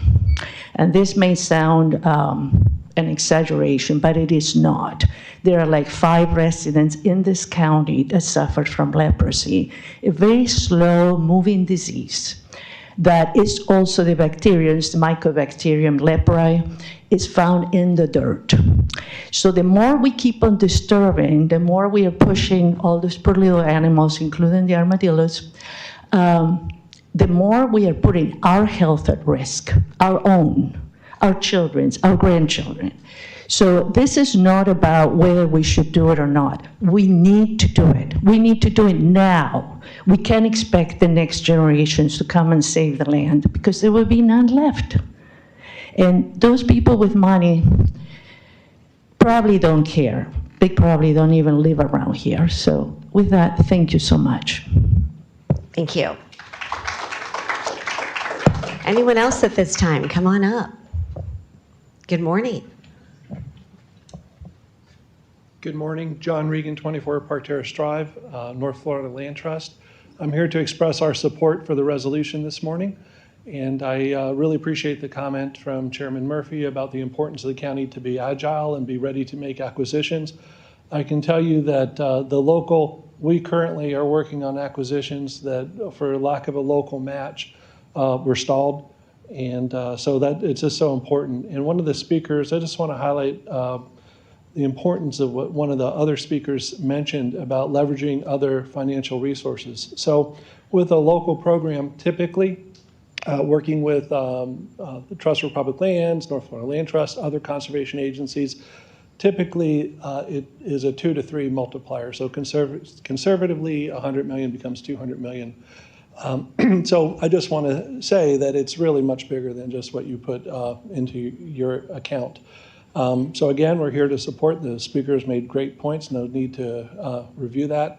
I will mention that the speaker who brought up Fish Island, the way that the local match happened, so to drive the Fish Island acquisition, was that the city of St. Augustine had committed to the long-term stewardship of the property, and that was how that was able to come together when there wasn't absent a true local match.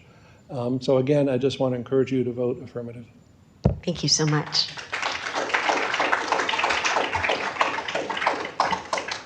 Good morning. Hello again, Maureen Long, 1821 Castile Street, Menendez Park. I just wanted to bring to your attention that I found online that LAMP does actually, small on my phone, actually have recorded meetings. And so anybody can see them at any time. And if you've been to a board meeting, you know how much the people that sit on that board care for what they do. They're volunteers, and they love St. Johns County, and they're very knowledgeable. So you can go on and just go underneath and look it up, and you'll find the LAMP board meetings under, stjohnscounty.gov. Thank you, TV rather. Thank you. Thank you. Is there anyone else at this time with public comment on agenda item number 3? Come on up. Thank you so much, Chair Murphy and members of the County Commission. I'm Peggy Hanrahan with Trust for Public Land, 2562 Northwest 28th Street in Gainesville. I'm a native of Gainesville, so I have been coming. This is where I come for vacation almost always since before I had memory. And yet, if you look, I shared a map. I actually brought it up because I had to double check my own memory at our last meeting here a few weeks ago. If you start from Nassau County, go all the way down to Miami-Dade, go up to Pasco. There are only 2 counties that don't have local voter authorized land conservation, St. John's and Monroe. Now, Mr. Dean could tell us why in Monroe, but the main reason why I can tell you for sure is that something like 94% of Monroe County is already in protection. I assume a big chunk of that is Everglades. However, almost all of those are voter authorized. There's only 1 county that has a major program that isn't voter authorized, and that's Orange. We don't compare ourselves to Orange. And I have been with Trust for Public Land 22 years. To something Jen Lomberg said, we've worked on 690 successful ballot measures across the United States, 45 in Florida. I personally have worked on 38 successful ballot measures, only 3 that have failed. One of those 3 was 2008 in St. Johns County. Complicated playing field, but I will share one of the challenges in that case was it was both roads and land conservation, and so it was let's just call it a shotgun marriage, although that's actually pretty common. I do that. I'm headed from here to Charleston. That's what they've done for 25 years. It's a common thing in South Carolina and also here in Florida. So I really want to start by saying your staff has done a terrific job. I appreciate the work in a short period of time. Keely presented and Wade presented exactly what we would have recommended. We are all in favor of the draft as amended. And I think, Chair Murphy, you got to the heart of the flexibility that's here. We've seen counties really never use their bonding authority, but to know that if they needed to act quickly, the real value of having a program that there's a stable funding source is that landowners can then plan. Many of the lands are generational. Granddad, son, grandchildren. They need to work out, they need to know that they can plan for a few years in advance. So I'll close with that. From Ponte Vedra to Matanzas Inlet, from St. Johns River to the coast, everyone should see themselves in this picture. There should be something for everyone, and I really hope you'll move forward today. And we're here to help. Thank you. Thank you. Thank you. Is there anyone else at this time for public comment on agenda item number 3? Okay, seeing none, we will close public comment. And Thank you so much. We'll go back to the board for any comments. Yes, ma'am. yeah, thank you. And I appreciate the resident that did speak up and show the LAMP meetings being televised. As the liaison to the LAMP board, I do want to clarify what Mr. Slavin did say. We actually do meet right here in this auditorium. Every LAMP meeting, they're generally about once a quarter, but we do meet here. Unfortunately, they're not really very well attended, but we definitely do meet here. There's plenty of room, whoever would like to come. Also, I want to make it very, very clear that the LAMP board, which is made up of a number of volunteers, they have a number of projects right now with willing sellers, so they work very hard at determining which projects and which parcels in that are on this list. So I think we kind of, each year we kind of focus on like the top 5, but there is a lot of scrutiny, there's a lot of looking at, so I just want to make it very, very clear that this is not some willy-nilly thing, or that a lot of detail and a lot of work goes into actually choosing which projects are on that the LAMP board and their list. So I just want to make that really, really clear. And then, of course, as was mentioned, once they do approve something, the final say would be from the Board of County Commissioners. So thank you. Thank you so much. Is there anyone else that has any comments? Yes, sir. Forgive me. You have the floor.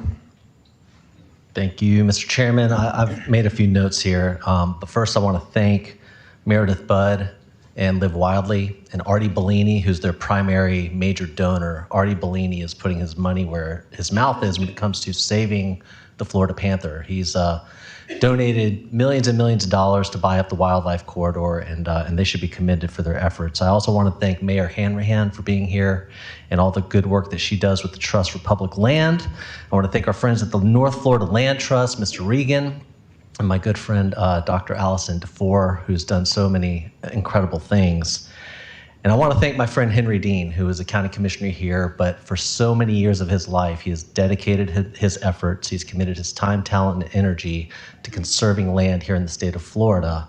He has had a hand in conserving 1 million acres of land here in the state of Florida. Please give a round of applause to Mr. Henry Dean.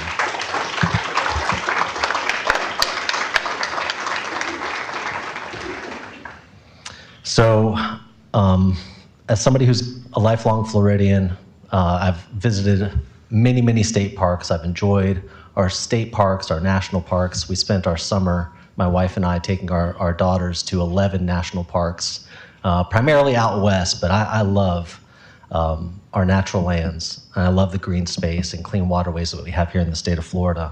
When it comes to this policy decision, I have a couple of concerns, though, so I'd like to spell those out for you. Ms. O'Connor mentioned it. I think others mentioned it. And so if they're mentioning it, I know others are thinking it. We have some mixed messaging that we have to overcome during this election cycle. There is a referendum on the ballot that's asking people to cut their property taxes, right? That's been a primary concern. There's been a lot of messaging about, are we overtaxing the people of the state of Florida through their property taxes? So that messaging is out there, and it's out there in a big, big way from our leaders at the state level. We have a local conservation fund that, again, we all followed Henry Dean's lead when I came on the board, and we enacted the LAMP fund in fiscal year 21, and that fund grew from $500,000 to $2 million. But we have commissioners on this board who have cut the LAMP fund the past 2 fiscal years. So between the referendum that's on the ballot and the cutting of the conservation fund that we already have here at the local level, I think that sends mixed signals to the voters when they see a new millage rate on the ballot. So there's a decrease, there's a conservation fund that we already have that we're cutting due to some votes here on the board. So that's a mixed message. In addition to those issues, our CFO, the state CFO, is scrutinizing every existing tax dollar, and especially any new tax that is enacted by local governments through his DOGE program. DOGE has been a source of a lot of spirited conversation by local governments all over the state. I have some thoughts about the DOGE program, but the bottom line is the DOGE program has sent a clear and firm message to local governments. Do we know if the CFO views this millage, this proposed millage increase as wasteful spending? I don't know that we've gotten a clear answer about that. I'm proud to be the only commissioner still on the current board that has voted yes on the Land Acquisition and Management Program's budget every single year since it's been reignited. I'm proud of that because as a lifelong Floridian, again, I proposed to my wife at a state park. We got married at another state park. My children and I continue to enjoy the conservation land all over, not just St. Johns County, but all over the state of Florida. And I've always believed that as a part of our growth management strategy, we needed to have a conservation fund and a plan to go hand in glove with that conservation fund. I'm just not sure that this is the right election year, given all the concerns that I've detailed, to put this on the ballot. So my position today is not no, but it is not right now. So I'm going to be voting no to put this on the ballot today. Thank you so much. Anyone else? Commissioner Harlan. Thank you, Mr. Chair. I will have to say I do echo some of the concerns Commissioner Whitehurst has about the timing. We are literally asking people to cut their taxes and raise their taxes on the same ballot at the same time. I'm worried that this measure has failed here before, and I don't know how quickly, if it were to hypothetically fail again, it would take us to cycle back to this. And so I don't want to see something really amazing. I spoke with John Regan yesterday. He said, does this initiative have your heart? I said, absolutely, but we have to make sure we get the timing right. And I don't know that the timing is right now just because of what's happening in Tallahassee. this is a really, really tough one. Again, the last thing would want to see is for us to put it forward and for it to fail. And then we've kicked it out several more years. So I would ask if John Regan's still in the audience or Pekin, do we have the polling numbers?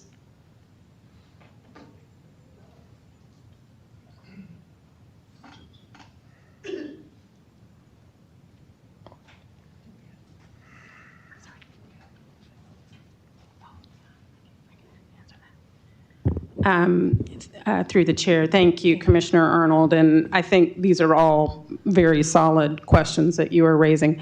We conducted polling in St. Johns County. I know that there's a private group that's affiliated with the Association of Counties and the League of Cities that has done polling. I have seen that polling as well.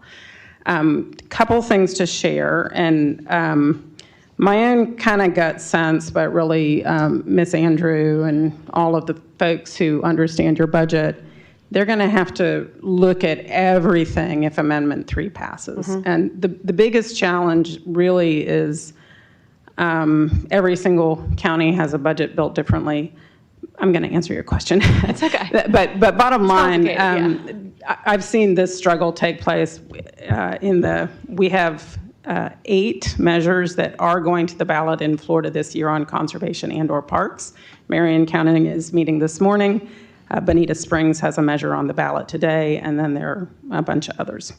So they've all had this conversation, and we have done the analysis of the impact on Amendment 3. And the thing I will share is that we asked a number of questions in St. John's about both this measure and also Amendment 3, although it didn't have a number yet. It didn't actually have ballot language yet, and then the ballot language changed. Mm-hmm. But we did ask a couple of questions, which I'm happy to kind of give you some detail on. Unfortunately, some of the members were able to sit and hear this one-on-one, and unfortunately, I think I missed 2 of you, but I will share when we polled just the measure right out of the box, and it's very close to the ballot language that you heard presented because we had checked with the county attorney and the county administrator before we went to polling, just to be sure we weren't polling something crazy. And again, you all had asked us last year formally to do this research for you. It's entirely privately funded by Arnie Bellini and Live Wildly. So the question, very close to the exact ballot language, right out of the box, polled at 62% yes and 11% no. And then the rest were undecided, 27% undecided. Then we presented the cost, and it was exactly the cost you heard today for the average household today in St. Johns County that's homesteaded. It's $47 per year. It actually ticked up a little bit in the support to 63, but also ticked up in the negatives to 23. When the closest question we asked with regard to Amendment 3, and in 2 counties, Marion and Charlotte, which both have gone to the ballot at this point, we polled the actual language, the previous language that was recently changed of Amendment 3. And in both cases, and I don't know if they're as conservative as St. John's or not, but they're both very Republican, all 5 county commissioners Republican. In both of them, Amendment 3 was polling in the mid-60s, and their ballot measures were polling higher. So my own feeling is that people can hold 2 different things in their mind. But in St. John's, I will share, we tested the argument basically kind of as Commissioner Whitener said, like, if Amendment 3 passes, there are more critical issues. There's public safety, there's all the things. And only 20% of voters in St. Johns County said that that was a very strong argument. I think 44% said they thought it was a strong argument. There's not a demographic in St. Johns County that said that this is a terrible idea from beginning to end. You can give them, pros and cons. But we ended after all the pros, all the cons at, after all the pros over 70, when we added in the negatives. This is a slush fund, you can't trust government, you hear these things.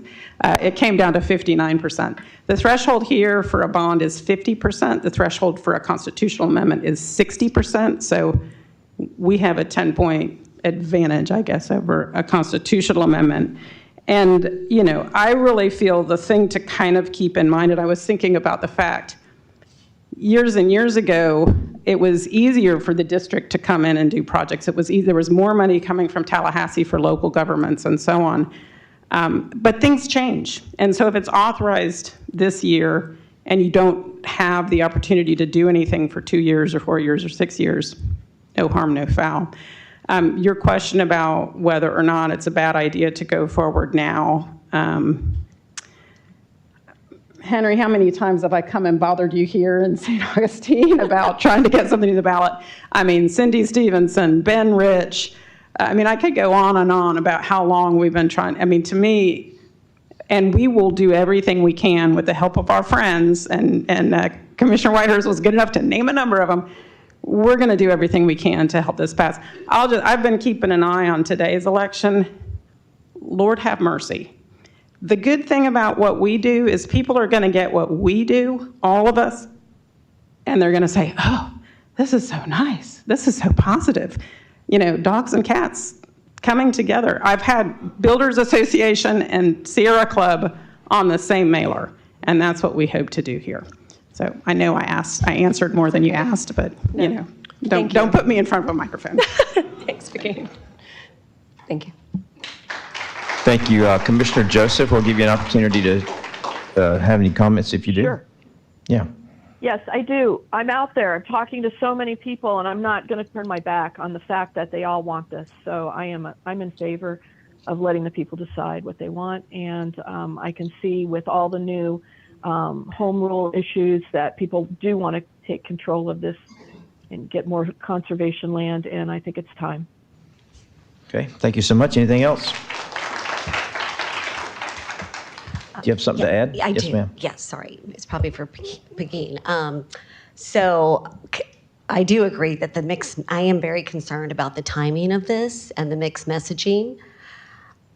We can't argue about that. We are asking people, you know, the timing probably could not be much worse, just in my opinion. Do you think, Pegeen, that you've got enough time? I know you have an amazing team. I'm just worried that we're already well into August. This is something that's going to be on the ballot in November. Do we have enough time to get the word out of what this means to the resident? I love hearing that it's, you know, the average for most people, $47. I don't know how anybody could argue with that, but that clearly isn't in the wording. So how do we understand to people what that really means to their bottom line? Great question, Commissioner Taylor, and one that I'm worried about. However, it's just like church or any place of worship, neighborhood association, it's time, talent, and treasure. We've already got pledges for a fair amount of the treasure. We have a very talented group, and it's not just, you know, nonprofit folks. We have a political consultant we work with out of Jacksonville who's top-notch Republican. And then time, talent. Oh, and you see all the talent here in this room. So it's really, to me, we can get it done. It's going to be a concerted effort. It's going to take everyone, but I think we can get it done. Sure. Okay, thank you. Thank you. A couple of things that I'm just going to mention in general. Chair Murphy? Yes, ma'am. Chair Murphy, I'm sorry to interrupt you. No, go ahead. I just wanted to, you know, I never get to talk to Ann, and I just want to respond that it doesn't become that much money immediately. It starts out as just nothing unless we do use that amount or part of that amount. So it won't be $47. I mean, it could be zero for a while until we see a piece we need, or it could be $20. I don't know, but I know it's not right out of the box a certain amount of money. That's all I wanted to say. Thanks. Okay, thank you. Okay, my turn. This is probably not germane to this particular question about putting on the ballot, but some of the concerns that I have, and I want to make sure that that people understand that there's going to be a concerted effort to make sure that any funds that are generated, if this were to pass, any funds that were generated has to go to conservation. I also want to admonish the LAMP board, and not admonish, that's not the right word. Thank you. I would encourage the LAMP board to understand that there are a lot more ways to skin a cat than just buying property outright. There are opportunities for development rights, there are opportunities for easements. There's a whole lot of ways to get land into conservation that doesn't necessarily mean we have to write a big fat check, even though they're all big, and I appreciate it. You took, Commissioner Whitehurst, you took all my thunder away from thanking Paging Hanrahan and Meredith Budd. What an amazing job you guys have done. I have been preaching for a year and a half or 3 years that we need a dedicated funding source so that we have the flexibility to do the things that the people of St. Johns County have screamed at us to do. I've received hundreds of emails from people supporting this, supporting our judgment to get this put on the ballot so that the people can decide. I think it's gone on long enough. I think we have waited long enough, and whether the timing is right or not, I don't know if the timing will ever be right. So I'm going to put a motion forward to, if I may, adopt Resolution 2026-276, calling a referendum to be held in the November 3rd, 2026 general election for the purpose of submitting to the qualified electors of the county the question of whether to issue general obligation bonds and to levy millage for land conservation purposes, approving the ballot title and ballot question as set forth in the resolution, directing the clerk to transmit a certified copy of the resolution to the supervisor of elections, and authorizing the chair and county officials to take all actions necessary to implement the resolution. And the ballot. Second. The ballot title and the language as amended. And the ballot language is amended. We need to add 4 bonds to the yes and the no. Yeah. Second. Okay, we have a motion and a second. Let's vote. Yes. Okay, we have a yes. And we have that ballot passes 3-2. Thank you so much for your hard work. All right, let's go on to, okay, now you can clap.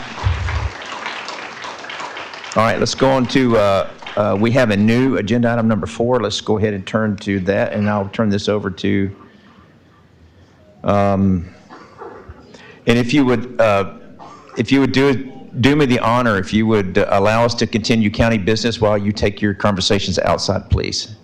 Thank you so much. Okay. Mr. Commando. Thank you, Mr. Chair.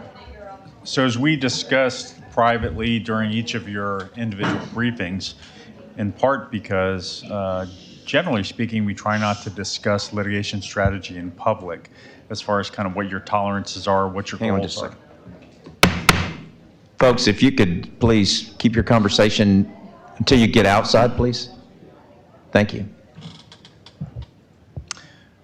And at the direction of the commission from the last meeting, we did reach out to 4 statewide and national law firms who specialize in both local government legislative issues as well as land use issues. And after reaching out to 4 of them, we had 2 that expressed an interest in pursuing this type of litigation. One of them is the Weiss-Sirota law firm. The second is Bryant, Miller & Olive, both very well-respected firms. They gave us an indication that although they believe there may be standing, they believe that additional legal research would be required in order for them to determine that there is standing to pursue a lawsuit. Both of those firms' advice was that, opinions were that this could be filed proactively in the Leon County Court, which is where the legislature sits, or depending on the outcome of one of the applications for the agricultural enclaves. We have 3 that'll be reviewed tomorrow. However, we still have another 3 in the pipeline, and we expect that 3 that have withdrawn may resubmit. So given the dynamics of where those applications are, they also said that if we were sued based upon a denial, that St. Johns County may be a preferable location to defend that lawsuit as opposed to initiating in Leon County. I can answer any questions that you may have. You mentioned the fact that it would be preferable to filing in Leon County. Can you expand on that a little bit? Not preferable. Or not preferable. Can you expand on that for me? Well, it's preferable to be able to defend in St. Johns County. Our judges understand our issues, And I think some of the local flavor for understanding the law may inure to our benefit. Okay. Any questions for Mr. Commando? Commissioner Joseph, you have anything? No, I was just after doing the review of some of the enclave. It's a situation where if there's not a fact, or there is a fact that we can either not go for it or do go for it, because I can't say how I would vote, but let me understand. This has to do with whether it's a legitimate law. Is that how we would proceed? Not based on an actual enclave project. Do you kind of understand what I'm saying? I'm trying to. Yes, if you were proactive, it would have, I anticipate, more than one legal grounds as far as what the complaint would allege or argue as to the basis why we believe the law should not be enforced or should be invalidated.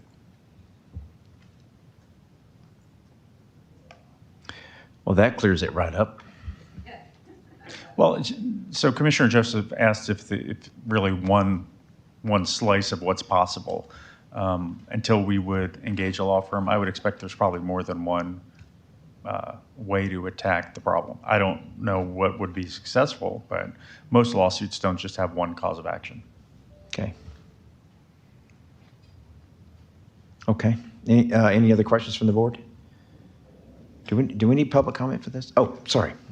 You're right. Commissioner Whitehurst. Thank you, Mr. Chairman. Mr. Commando, can you go over the feedback that you got from these law firms about our standing in these cases? That was very much in question, was it not? Yeah, so on the proactive side, there's concerns that we have standing. On the reactive side, meaning that because we have received applications, they believe that may be the basis to develop standing or to argue standing. My thoughts are this: if you have to even wonder whether or not you have standing to bring a suit such as this, or file an injunction, I should say, such as this, then it's probably not a fight that we should pick with the state of Florida. Yeah, some of the conversations that we had, just for the public, some of the conversations that we've had with our staff is what's the best path forward? The best path forward for. Let me go back. Looking at both sides of the new law, whether we agree or disagree that it's good or bad, seeking out ways to express our desires for the outcomes of this law becomes very, very complicated. So one of the issues that we would ask is, one of the things that I asked two weeks ago is, what's the probabilities? Are we throwing good money after bad, chasing an injunction, or would there be an alternative to fighting this that would give us a better chance? Is it my understanding, and hey, I don't want to put you on the spotlight, but is it my understanding that the general advice coming from the people that you've spoken to is that a better way forward would be not to go after an injunction, but to actually, if an enclave is denied, that it would be a better chance going that way instead of on the back side instead of the front side? Does that make sense? It does, Mr. Chair. Both law firms indicated that they would prefer to defend and believe that was a stronger position for the county than initiating a request for a temporary emergency injunction. Okay, thanks. Do you? No, I support what they're recommending as well. I would lean toward that also, but with the understanding that it depends upon findings of fact tomorrow and not necessarily what we talk about today. Right. So I 100% agree. Yes, sir. Yeah, it's still an independent. We still have evidence to hear and decisions to make that don't have anything to do with this particular thing. So I don't feel like there's any need to bring a recommendation forward at this time, but I would like to ask if public comment is warranted for something like this. There's not a decision being made, so I expect there will be ample opportunities for public comment tomorrow. Tomorrow, okay, good. Chair Murphy? Yes, Chair ma'am. Murphy? Yes, ma'am. I have to get off the line, and I just want to tell you ran a very nice meeting, and thank you very much, and I will see you tomorrow. Thank you so much for your participation, Commissioner. You're welcome. Thank you, sir. Bye-bye. Bye.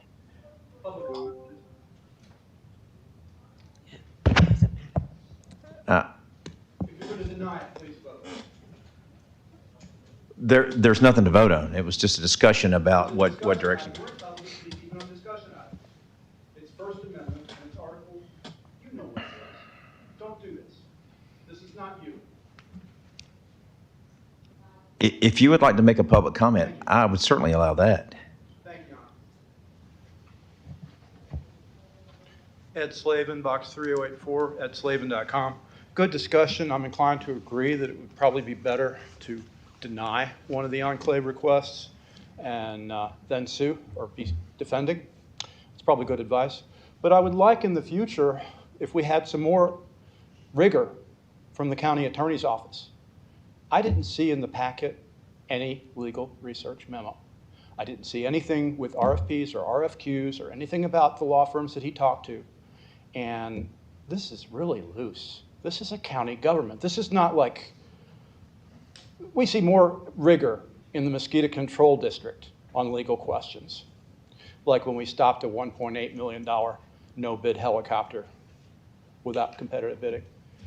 We need more legal rigor. We need a better county attorney. We need better discussion on legal issues. But I agree with the general tone and conclusion that, okay, let's have their hearing tomorrow and let's have the vote and see if there's litigation. And I think it might be better defending than being a plaintiff. But thank you, Honor.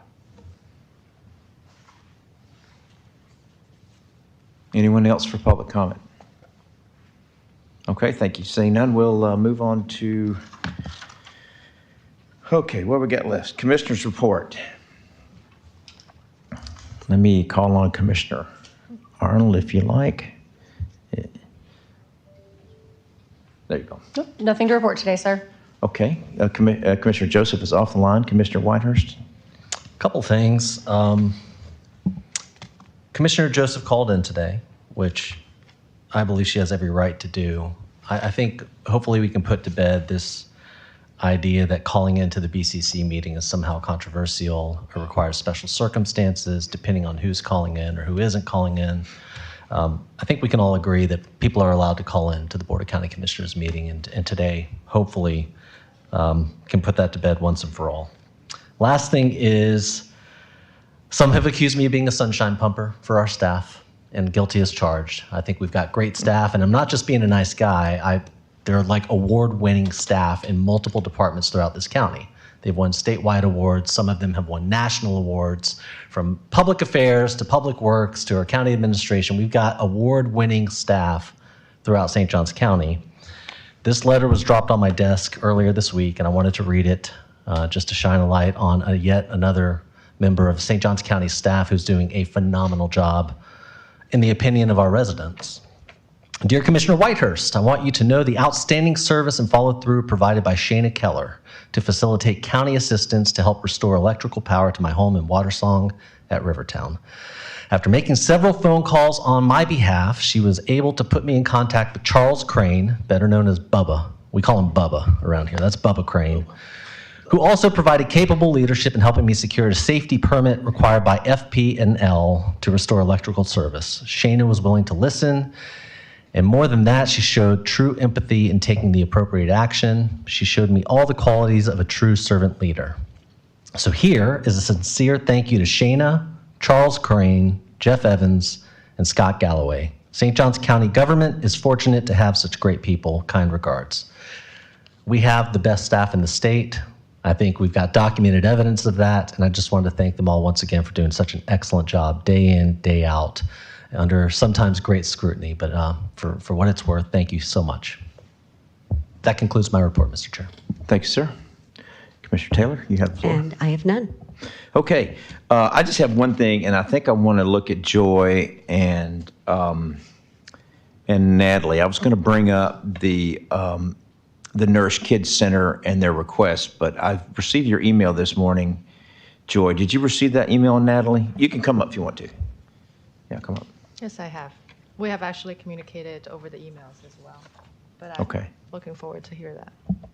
Yeah, I would I just didn't like receive- to say that before we go forward with any of this, I know that there's some more work to do, but I wanted to give you an opportunity to give us the Cliff Note version of what you're trying to do here in St. Johns County and Yes, thank you. Yes. My name is Natalie Van Lenten. I'm the founder and executive director of the Nourished Kids Center. We are a nonprofit, and we are asking for $65,000 today to help support a pilot program.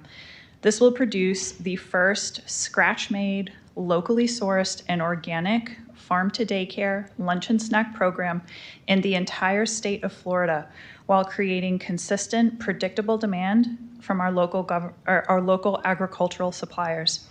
Having a farm-to-daycare model will position St. Johns County as the leader in early childhood nutrition and nutritional education. The money will be used to facilitate a 6-month pilot program at IMS Daycare. The address is 1210 Commerce Lake Drive in St. Augustine. It will serve 100 children for 6 months. The school receives a hot lunch, 2 refrigerated snacks, a nutritional curriculum that teaches children that food is fuel, and Meet the Farmer events. We facilitate this entire process.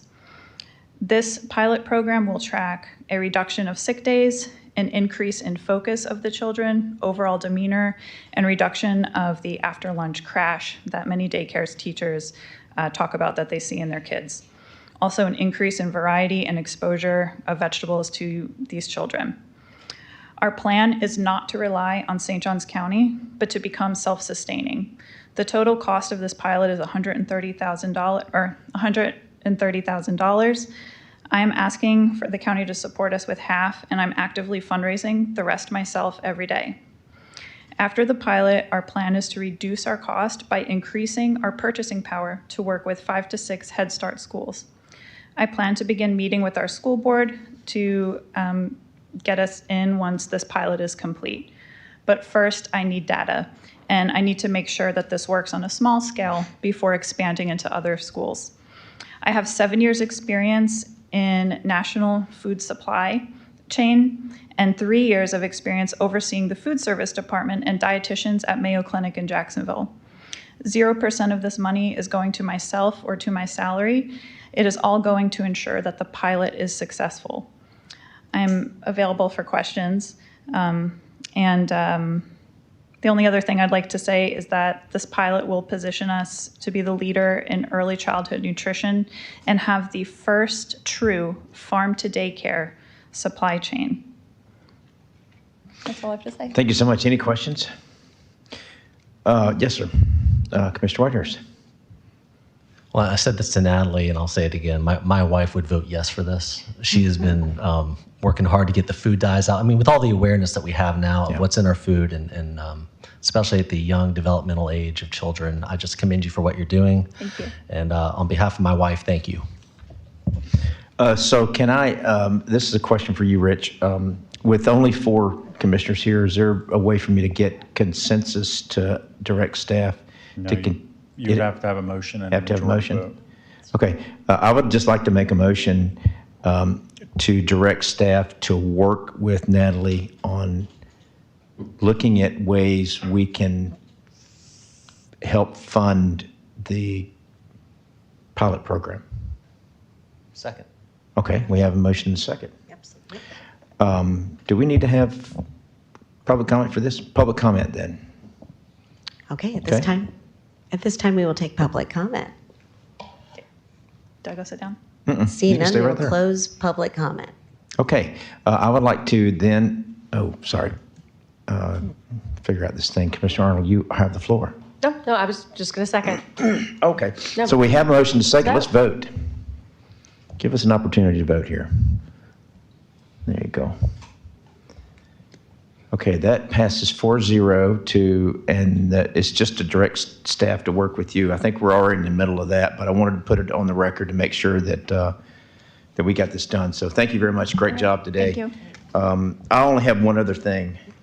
I came here last year asking for consensus. I can't have consensus. I'm going to make a motion to ask that we waive the Parks and Recs fees for the Jimmy Jam barbecue competition in January. It is an amazing group of people that actually takes 100% of every dime that they make on this fundraiser and goes right back into our community. They're wonderful places. It's a wonderful way to bring a spotlight to St. Johns County in the national barbecue world, and they do a great job. It's for a great cause, and I would love to make a motion to waive their fee this year in January. Second. Okay, I have a second. Are you having discussions? Okay, it's a motion, so we need to have public comment also on this too. Public comment then, please. Okay, seeing none, we'll close public comment. Okay, fantastic. Thank you much. Let's vote. Give us a chance to vote.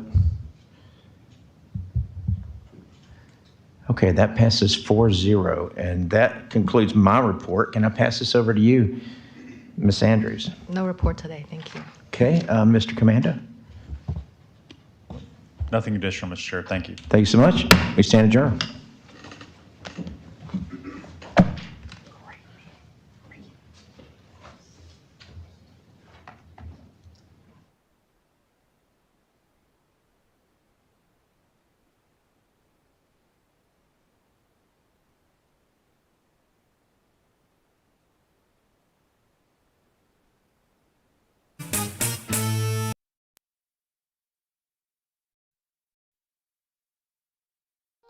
Flip on, yeah.